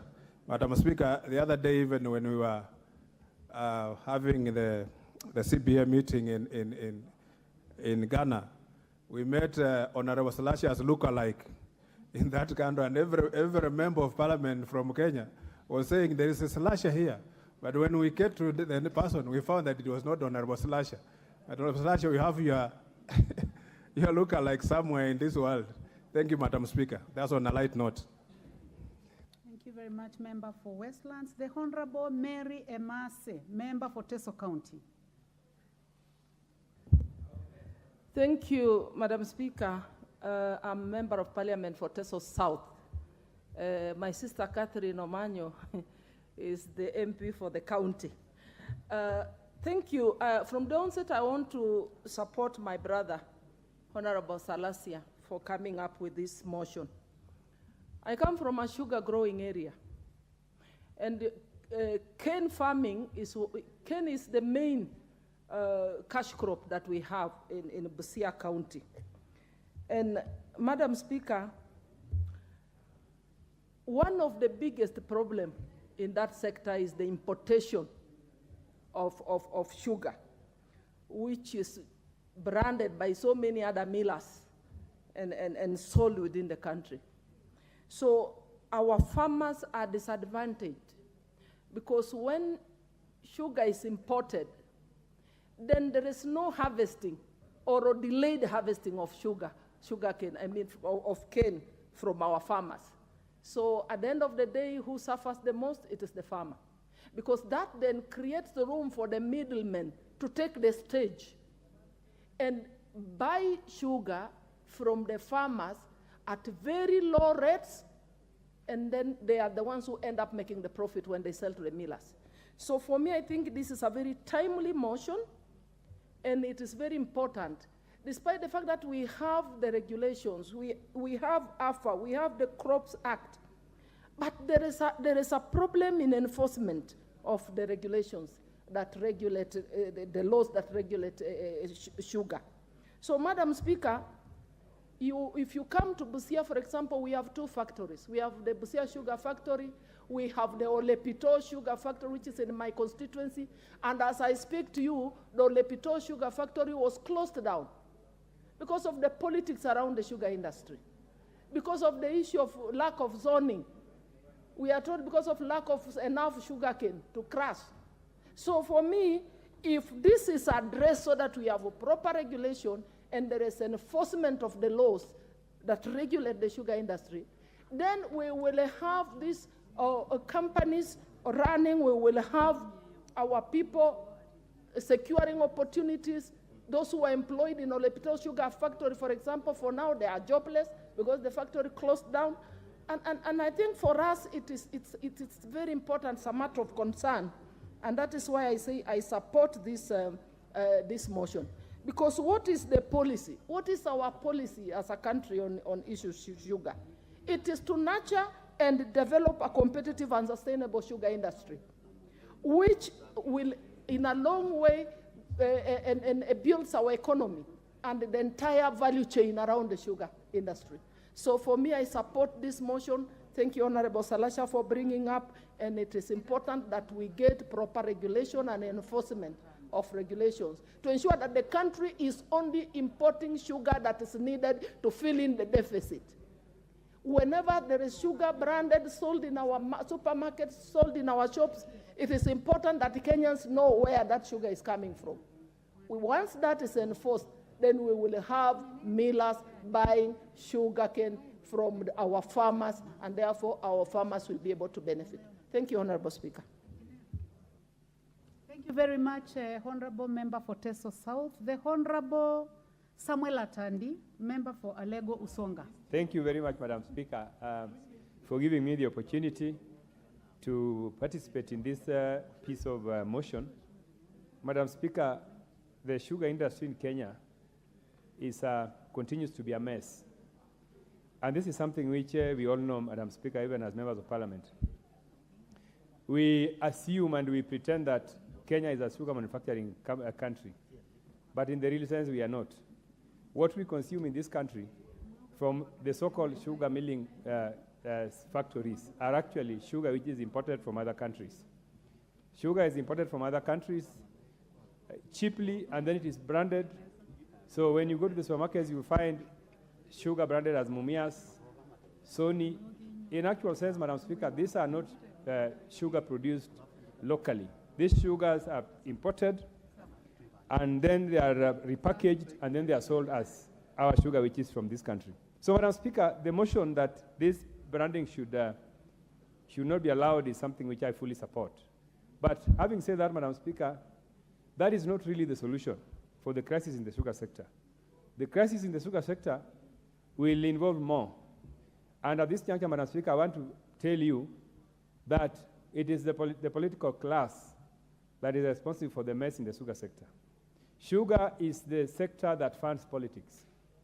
If you see somebody in State House today, you will find that the resources used to do his campaign came from the sugar sector, sugar barons.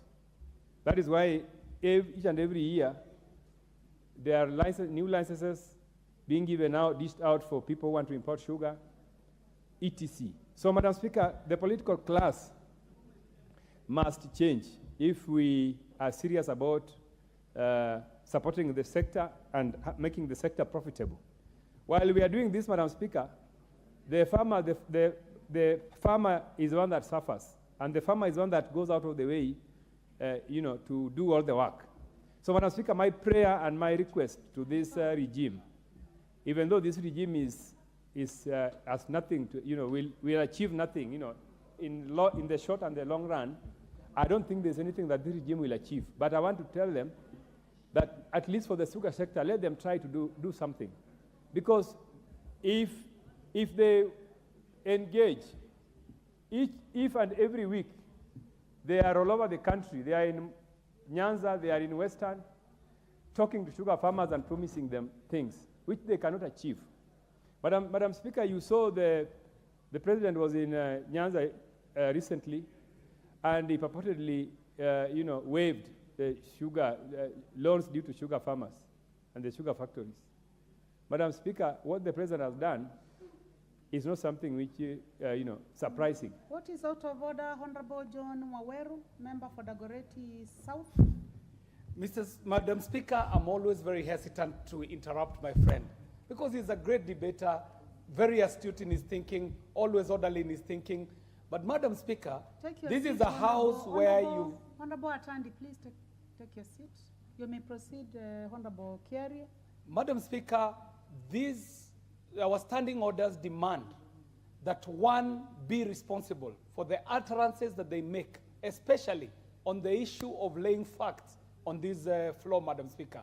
Madam Speaker, is it in order for the honorable member for Alego Soga to purport, to say that the president was purporting to waive the sugar debts, Madam Speaker, while we know very well that the business of waiving the debts was transacted on the floor of this house, and in fact, the requisite certificate actually originated from this house after we passed that these debts be waived.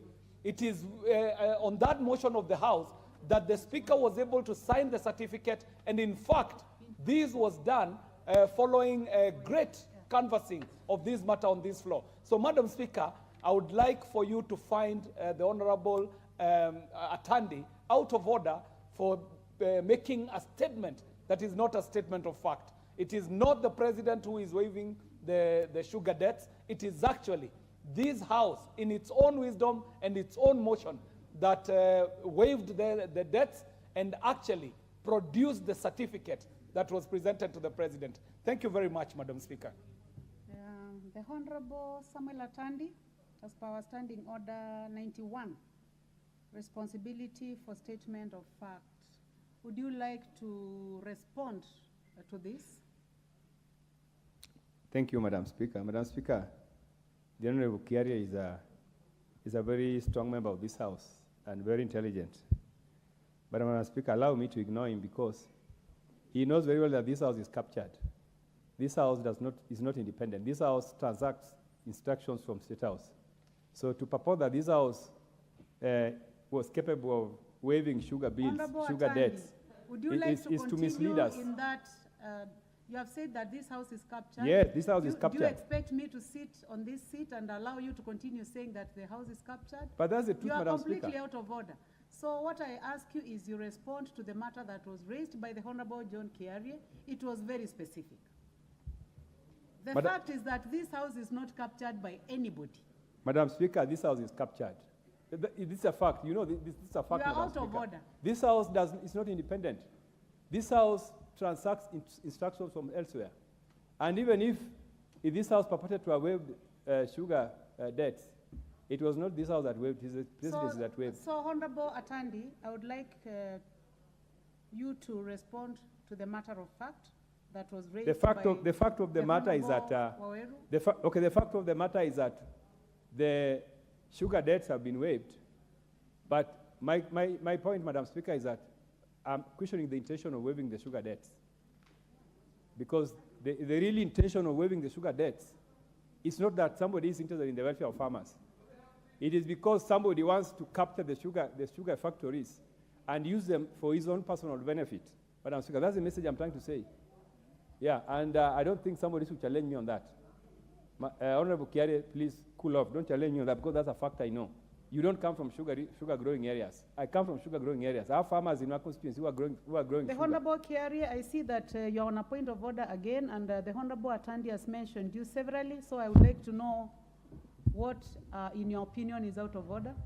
Madam Speaker, I'm still standing on the rostrum of Standing Order 91, where each member is required to be responsible for the facts that they lay on the floor of this House. Madam Speaker, it would have been magnanimous enough and intelligent enough of the Honorable Atandi to just withdraw and continue with his debating, Madam Speaker, because he was doing very well before that. But Madam Speaker, it is also required of us to stand at any point of any debate to raise a matter that is of constitutional nature. Madam Speaker, it is the Constitution of Kenya in Article 94 and 95 that stipulates the function of this House. Madam Speaker, this House is not an annex of the executive. This House is not an annex of State House. This House is a House of representatives, including the honorable member elected by the people of Alego Usoga, elected to represent his people here. It would be so wrong and sacrilegious of this member to tell his people in Alego Usoga that he has been captured by State House. Madam Speaker, I do not remember of any incidents where State House captured the Honorable Samuel Atandi. I have not seen him visit State House. I have not seen him having any dalliances with State House, and it would be wrong to say that this House is captured by State House because I am certain that the Honorable Samuel Atandi is not an individual captured by this House, by State House, and neither is this House captured by anyone. Madam Speaker, I beg that you require the honorable member to either substantiate or withdraw and apologize on the offensive statements that he's making that are very demeaning to this House. Thank you very much, Madam Speaker. Before I make a comment, I would like to give a chance to the Honorable Mokami, member for Nyeri County. Please give her the mic. Thank you, Honorable Speaker. I can't imagine that statement has come from Honorable Atadi. Why do you want to continue taking advantage of poor people? I wish you came to that hall and you see the kind of people who are there crying to our president. And that thing has come from the Western. And now you want to play politics in it? We are not going to allow that, Honorable Atadi. It's wrong. You must apologize. It's wrong. We are looking for money to help our coffee farmers, yet the president has gone out of his way to come and support farmers from Western. And here you are talking about the government taking advantage of poor farmers? It is unfortunate. Stop playing politics. Honorable members, I would like to address the Honorable Atandi. First of all, you are disorderly. And in our standing order 107G, you are making allegations without, in the Speaker's opinion, adequate substantiation of your statements.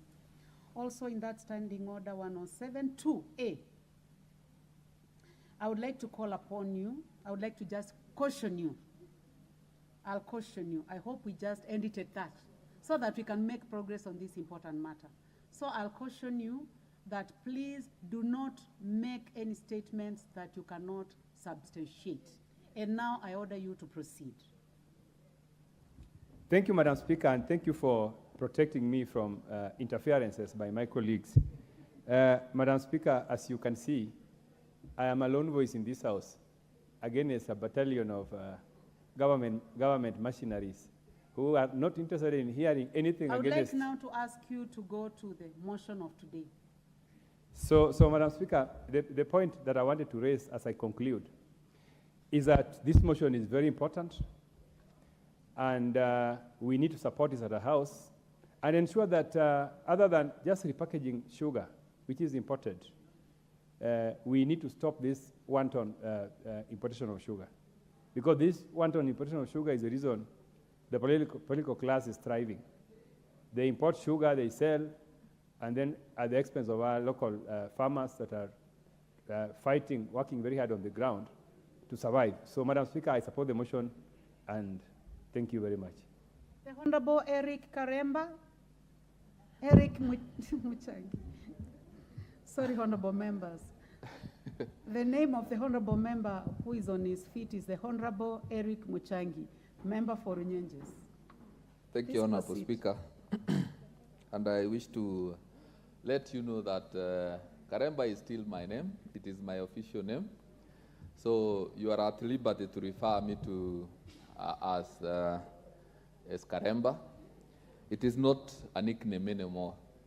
And Honorable Speaker, I wish to, from the onset, support the motion by the Honorable Salasia on the issue of repackaging sugar. And I believe his intention is to help and cushion the farmers, the sugar farmers, from his backyard. And Honorable Speaker, there is no point of importers bringing in sugar and then repackaging it, selling it in the name of Mumias and other renowned brands, and make a kill out of it. That brand, that Mumias brand, is a brand that belongs to the people of Western Kenya and Nyanza. So if an importer, a single person, or even a group of people who bring together resources, import sugar, and want to make money out of it, I believe this is something that needs to be discouraged. And Honorable Speaker, having said that, I also wish to tell the government of Kenya that the sugar is taken alongside coffee and tea. Yeah? Among other uses of sugar, sugar is taken together with tea and coffee. And while we appreciate the effort that is being put by the government of Kenya to ensure that the sugar farmers get income from the sugar farming, sugarcane farming, there is also need for the government of Kenya to move into action and save the coffee and tea farmers. And on the issue of privatization, there is a lot of misinformation that is coming in through this debate on privatization. And I believe, like the like it is said, that it is only a fool or a mad person who does the same thing all over again and expects different results. So I believe the idea of privatization, we are not privatizing sugar factories. Neither is land being privatized. It is the operations in these factories that is being privatized. Because all the other times, the management of these sugar factories have run down these institutions. So it is good that a different approach is acquired so that we see whether this can bring fruits. But as this is being done, it is important for the government of Kenya to remember that the coffee and tea farmers are waiting for their money. And the Honorable Speaker, I have seen and heard people celebrating the recent tea bonus payout and saying that it was high and it was the best. And I want to say that as a tea farmer and a leader who comes from the tea sector, our tea farmers expected much more from tea than they were able to get. And I believe that the government should move into action and cushion all these tea farmers and coffee farmers. For instance, the coffee has been in our stores for a couple of months. It has not been sold, and we believe that it is the same cartels, those that are in the sugar sector, those that are in the coffee sector, in the tea sector, that are holding our country ransom for by not buying our coffee like it has been bought previously. So I believe the effort towards fighting these cartels should continue so that our farmers can get the most out of it. Thank you, Honorable Speaker. The Honorable John Kerago, member for Limuru.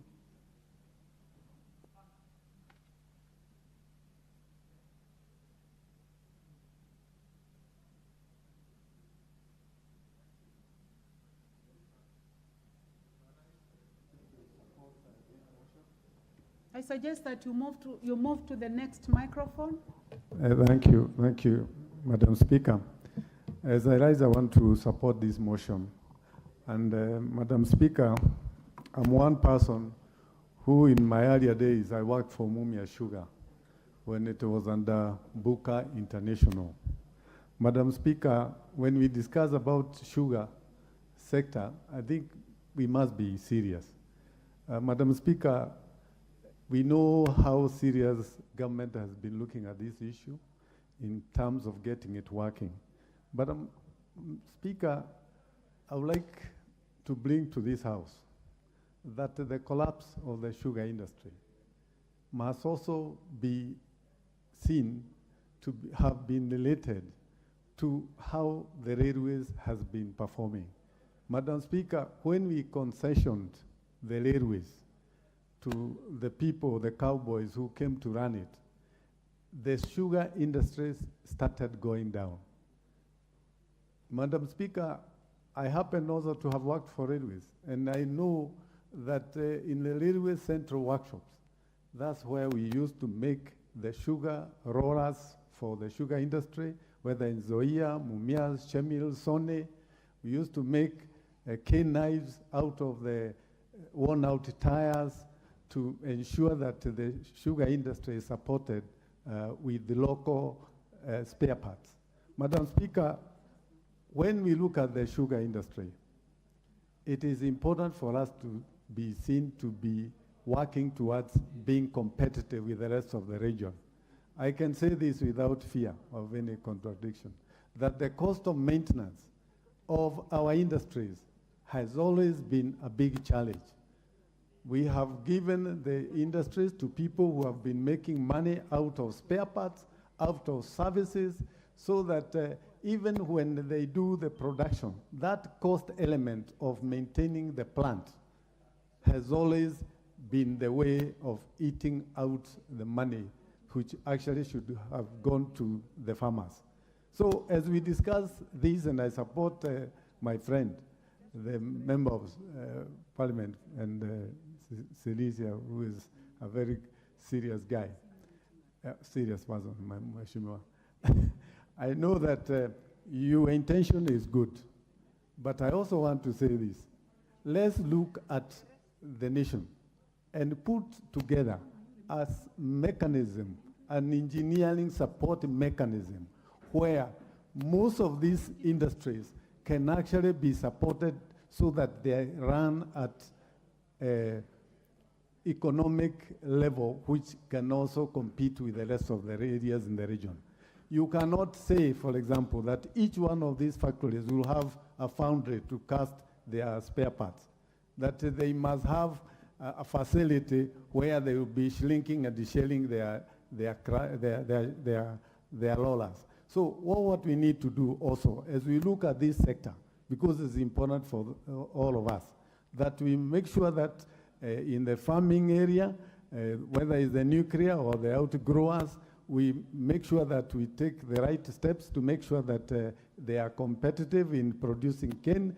But when it also comes to the factory, we make sure that the factories are being run properly. And there is a competitiveness in the way of sourcing for the spare parts and the maintenance services that go into them. We know that the spare parts that come from outside, like India, China, or Brazil, Madam Speaker, they are 3-4 times what the product would have been if it was being made here locally. So my appeal is that even as we are going to look at this issue of blending, making sure that the sugar coming from outside is not blended as being local, I also appeal that we also look to make sure that this industry is competitive. This industry, it is fair, because it is the public that has been supporting it. But Madam Speaker, we cannot allow that siphoning of the monies out of this sector goes to foreigners, which finally enriches a few. Madam Speaker, I support. Thank you very much. Honorable Eve Obara, member for Kabondo Kasipul.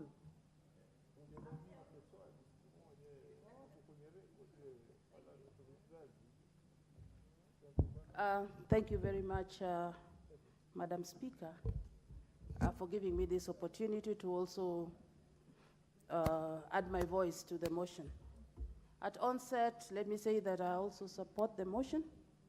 Madam Speaker, I want to say that it's an open secret that almost all the sugar factories in this country, and particularly I'm talking about the ones I'm aware of in the Western region, have collapsed. Madam Speaker, I can tell you that I was educated through the proceeds of the sugarcane. Madam Speaker, my parents are sugarcane farmers in the Muhoroni constituency region, and as I was growing up, this was a vibrant economy. There were so many people who were employed in this sugar factory. To mention some of them, Madam Speaker, we had Miwani within this region. We had Chemelil Sugar Company. We had the Muhoroni Sugar Company and the agrochemical company in Muhoroni. Further in the Western region, we had the Mumias. We also had the Sony Sugar. And all these factories were vibrant.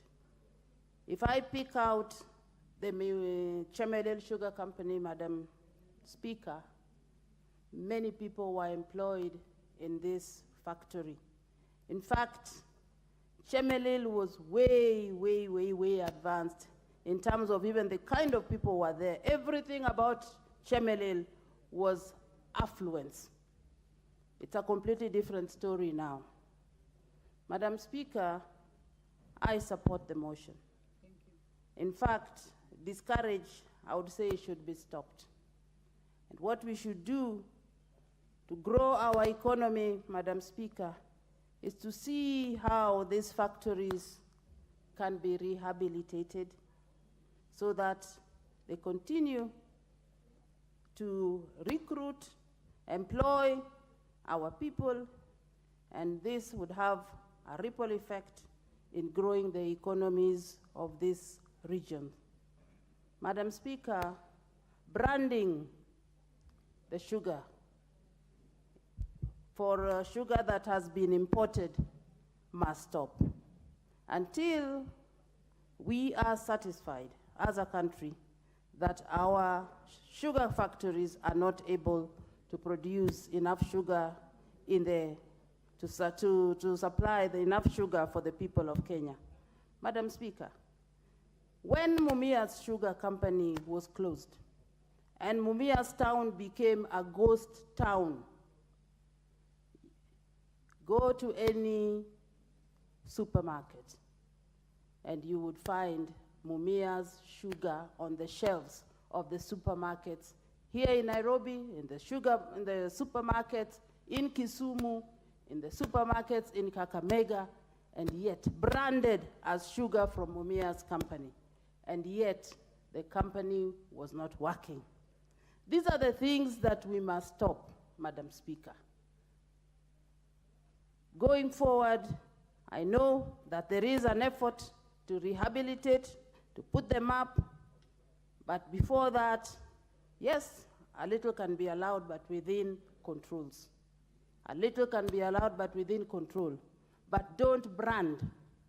At least there should be a mechanism with which those that are being branded and are not from the sugar company, something must be done, which I am yet to understand what exactly we are going to be doing to make sure that this sugar that is coming from out is clear that it does not come from our factories. Stop them completely from using the names of the sugar companies that do not operate now. Once again, I support. Thank you very much. Thank you very much. The Honorable John Waweru, member for Dagoretti South. Madam Speaker, I thank you. The Honorable Peter Salasia is actually now working in Parliament, Madam Speaker. And I wish this would go on record so that the people that he represents would know that he's doing exactly what they elected him to come and do. Madam Speaker, I start by congratulating the very youthful, very vibrant, and extremely intelligent Honorable Peter Salasia for bringing this motion to the floor. Madam Speaker, it was during the debate on the sugar bill that I mentioned that our affinity to sugar is pretty recent, Madam Speaker. But sugar has been in use, granulated sugar has been in use for a very long time.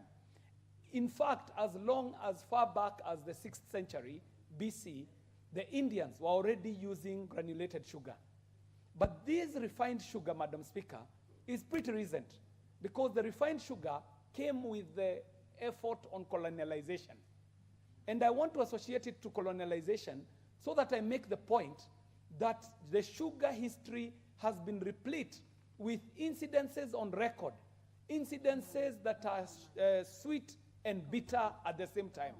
Madam Speaker, the history of sugar is replete with a history of exploitation, Madam Speaker, a history of racialism, a history of obesity, Madam Speaker, a history of annexing land that has been used for settlement, Madam Speaker, a history of environmental degradation. And here in Kenya, Madam Speaker, it has been a painful history of exploitation of the farmer, Madam Speaker. So any effort, Madam Speaker, that seeks to remedy the plight of the farmer should be welcome, Madam Speaker. Madam Speaker, I speak at a time when this House has already debated a sugar bill in its own motion and passed it, Madam Speaker. Over and above that, Madam Speaker, this House, in its own motion, has done what it needs to do to ensure that if it is the debts that are plaguing the factories that are the problem, that this House has done its bit, Madam Speaker.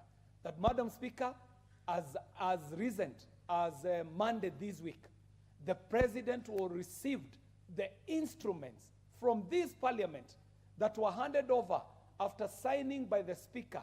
Madam Speaker, these instruments were presented to the President, and these are the instruments that set in motion the setting aside of close to 200 billion Kenya shillings in debt that shall be written off.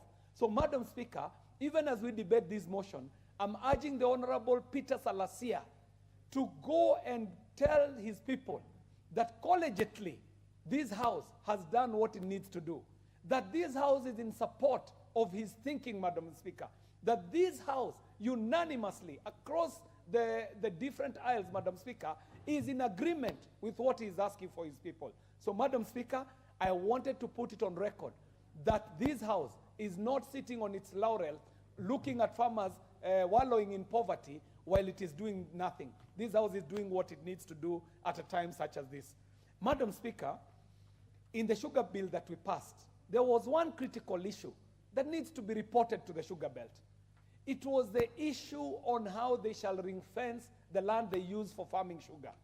After ring fencing the land, Madam Speaker, they ought to adopt modern practices in farming, Madam Speaker, so that we can have a crop that matures early enough, harvested early enough, and is processed fast enough for the farmers to make money in good time. Finally, Madam Speaker, I'd like to talk about the issue of historical governance impropriety in the sugar belt, Madam Speaker. The sugar mills are being run down by individuals who have very little concern for the farmer and for the people of the area. Madam Speaker, it has to be repeated loudly from the hilltops, Madam Speaker, from the tops of the minarets and the mosques and the places everywhere in this country, Madam Speaker, that mambo ni matatu to anybody who becomes a hindrance to the benefit of farmers in this country, Madam Speaker. To them, mambo ni matatu. Madam Speaker, we've started on the sugar route.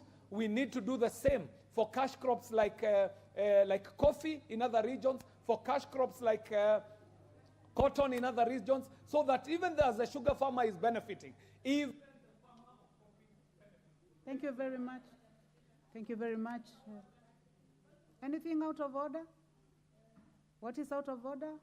Madam Speaker, because this issue is so dear to us about sugar, can we lower the minutes to 3 so that each, even if you give 1 point, because we know well, you can explain something in 1 minute and you get the point. Please, mambo ni matatu. Honorable Member for Kisii County, you know, when a motion has started, you do not have an opportunity to limit time. That can only be done at the beginning. And since it was not done, we proceed. And now the opportunity goes to the Honorable Catherine Omanyo, Member for Busia. Thank you, Madam Speaker. I quickly want to support the motion because of time. What is affecting us as Kenyans is that everybody is from the point of entry where this illegal sugar is brought in is involved. So when we want to solve, we should start asking who is at the point of entry, who is among the cartel, because we see a lot of sugar labeled our local sugar companies filling the supermarket shelves, but the real industries have died. So how can the sugar companies like Mumias, being not maybe in use, but the sugar is still in sale, it's still available. So the people from the port of entry to the people who are the cartels, the big wigs in this country, who are still selling this sugar. In fact, just 2 months ago, there was a heads up, a red flag reason, because there was poisonous sugar that was not supposed to be supplied in Kenya. But it was reported that the sugar disappeared, meaning the people who are killing the sugar industries are the real locals, the Kenyans who have mastered a way of making money, even if it means killing other Kenyans for them to make billions. Then corruption and mismanagement of these institutions. There are people who are politically put or employed in our sugar companies, appointed to be CEOs in those sugar companies, but they are told what they are supposed to do there. So even if they had a heart to make the institution progress, or the institution to make the locals maybe gain from it, their hands are tied because they were appointed to make sure that someone's interest is actually looked into. Recently, when we were passing the bill here, I saw one of our members here with a sheet, one side written no, one side written yes, and as we kept on discussing about the bill, he was controlling people on the Kenya Kwanza side. Thank you very much, How to say, Honorable what to Catherine say. Omanyo. You have The spoken. farmers are the stakeholders. Your time is up, honorable members, for this motion. Time is up. You may take your seat, Honorable Catherine Omanyo. You've done very well. I now call upon the mover to reply because time assigned for this motion has come to an end. So the Honorable Salasia. Okay. Madam Speaker, first of all, I just want to begin by thanking the honorable members in this house. And I can tell you that for sure, the kind of the contribution that have been given by members, it's more deeper than even what like I was imagining. And I'm happy that even the honorable member of Zimba of Coast, he gave in the detail that I was really looking for, because he put it very clear that what we really exactly what we want, as much as the issue of the COMESA is there, even if it's mandatory that we have to bring in sugar, that particular company that has manufactured it, it should be indicated on that package. I think this is a very big win as a house, that it has received the major boost. And in fact, this one is also going to promote, there was that Buy Kenya, Sell Kenya, but that was brought by the previous government. So we believe that it's going to bring a very good platform whereby the people will say, let us promote our own product. Honorable Salasia. Yes. You said Buy Kenya? Sell Kenya. Ama ni gani? Oh, Buy Kenya. I'll encourage him to close because of time. Yes, that was just saying that one. It was just by the way. So Buy Kenya, Build Kenya. So the same principle will help us in this industry as we look forward in getting the response from the Senate on the sugar bill. And thank you, Madam Speaker, for giving us opportunity to discuss this matter in detail. And thank you so much, honorable members, for the great contribution that you have given into this motion. Asanteni sana na Mungu awabariki. Thank you very much. Honorable members, I'll also encourage you to use one language when you are debating. It's important. I would like to recognize honorable members sitting in the public gallery, Teremi High School from Kabuchai constituency in Bungoma County.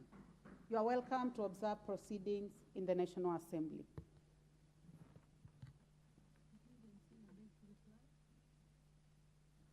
Honorable Salasia, I do not remember you saying that you beg to reply. Can you please do that on record?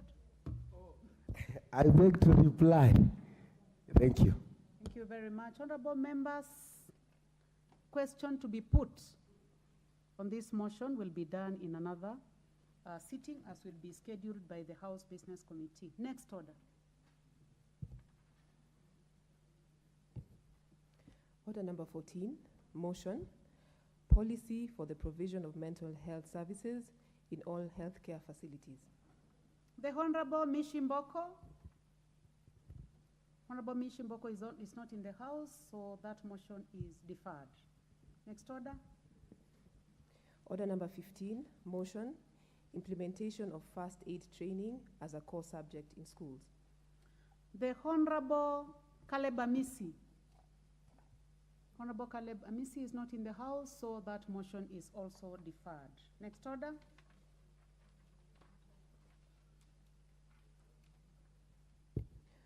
Order number 16, motion, establishment of a national fund to support victims of gender-based violence. This one is by the Honorable Mary Emase. Mary Emase is not in the House, so also that motion is deferred. Next order. Order number 17, motion, action to address the recent surge in road accidents in the country. The Honorable Naomi Wako.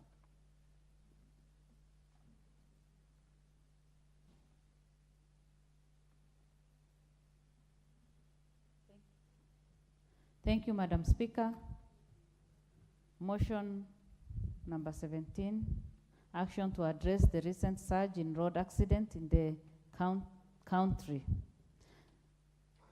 Aware that the National Transport and Safety Authority Act 2012 provides for the establishment of the National Transport and Safety Authority, further aware that the authority, in line with Section 4 of the Act, plays a critical role in ensuring the provision of safe, reliable, and efficient road transport services, concerned that there has been an alarming surge in road accidents in the recent past, resulting to the loss of lives, injuries, damage, and to properties.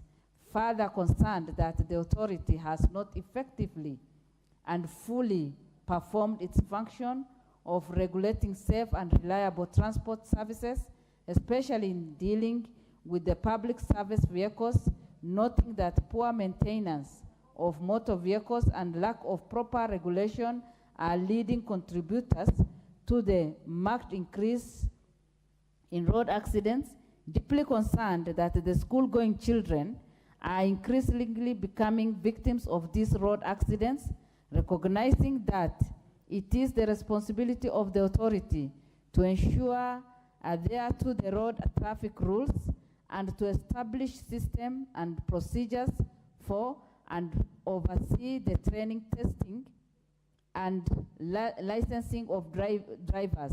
Now, therefore, this House resolves that the government, through the Ministry of Roads and Transport, undertakes a comprehensive overhaul of the transportation sector to provide the proper regulation of the sector and ensure strict operationalization of the traffic regulation to provide a safer and more reliable transport sector. Madam Speaker, as you very well know, through accidents, many lives have been lost, and one life lost is one too many. Every life lost represents someone's partner, a parent, a child, a friend, and a neighbor, a colleague, and most of the time, breadwinners of the families. And we know, even as accidents happen, there are many people who live with the injuries forever, and most of the time, they suffer and the families suffer. Madam Speaker, it is only if we put this into consideration, the Kenyans who are traveling on our roads from one place to the other, then we'll be safer. If we look at what has been happening from 1st of July, on 1st of July, Saturday, 2023, 48 people killed in road accident in Lodiani, Western Kenya. Some of the people who perished are young Kenyans with bright future, and up to today, the families are struggling. Again, from January 2023 to July, if you just take that and see what has happened, more than 2,000, a total of 2,318 Kenyans have died as a result of road accident. And this has pained many people. Most of the time, we have even seen the school-going children.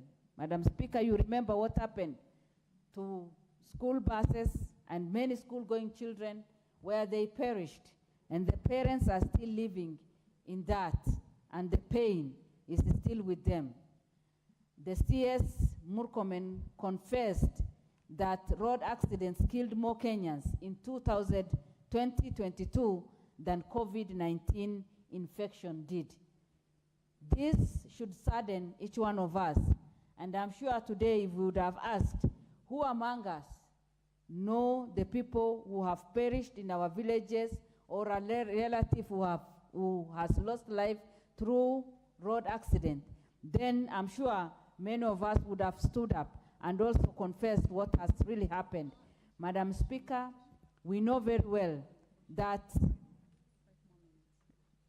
many of even honorable members have lost lives because of this. And the situation has been worsened by the border riders. And many border riders have also lost their lives. put proper measures in place, then Kenyans will continue losing lives and Kenyans will continue mourning for their loved ones because of losing their loved ones through accidents.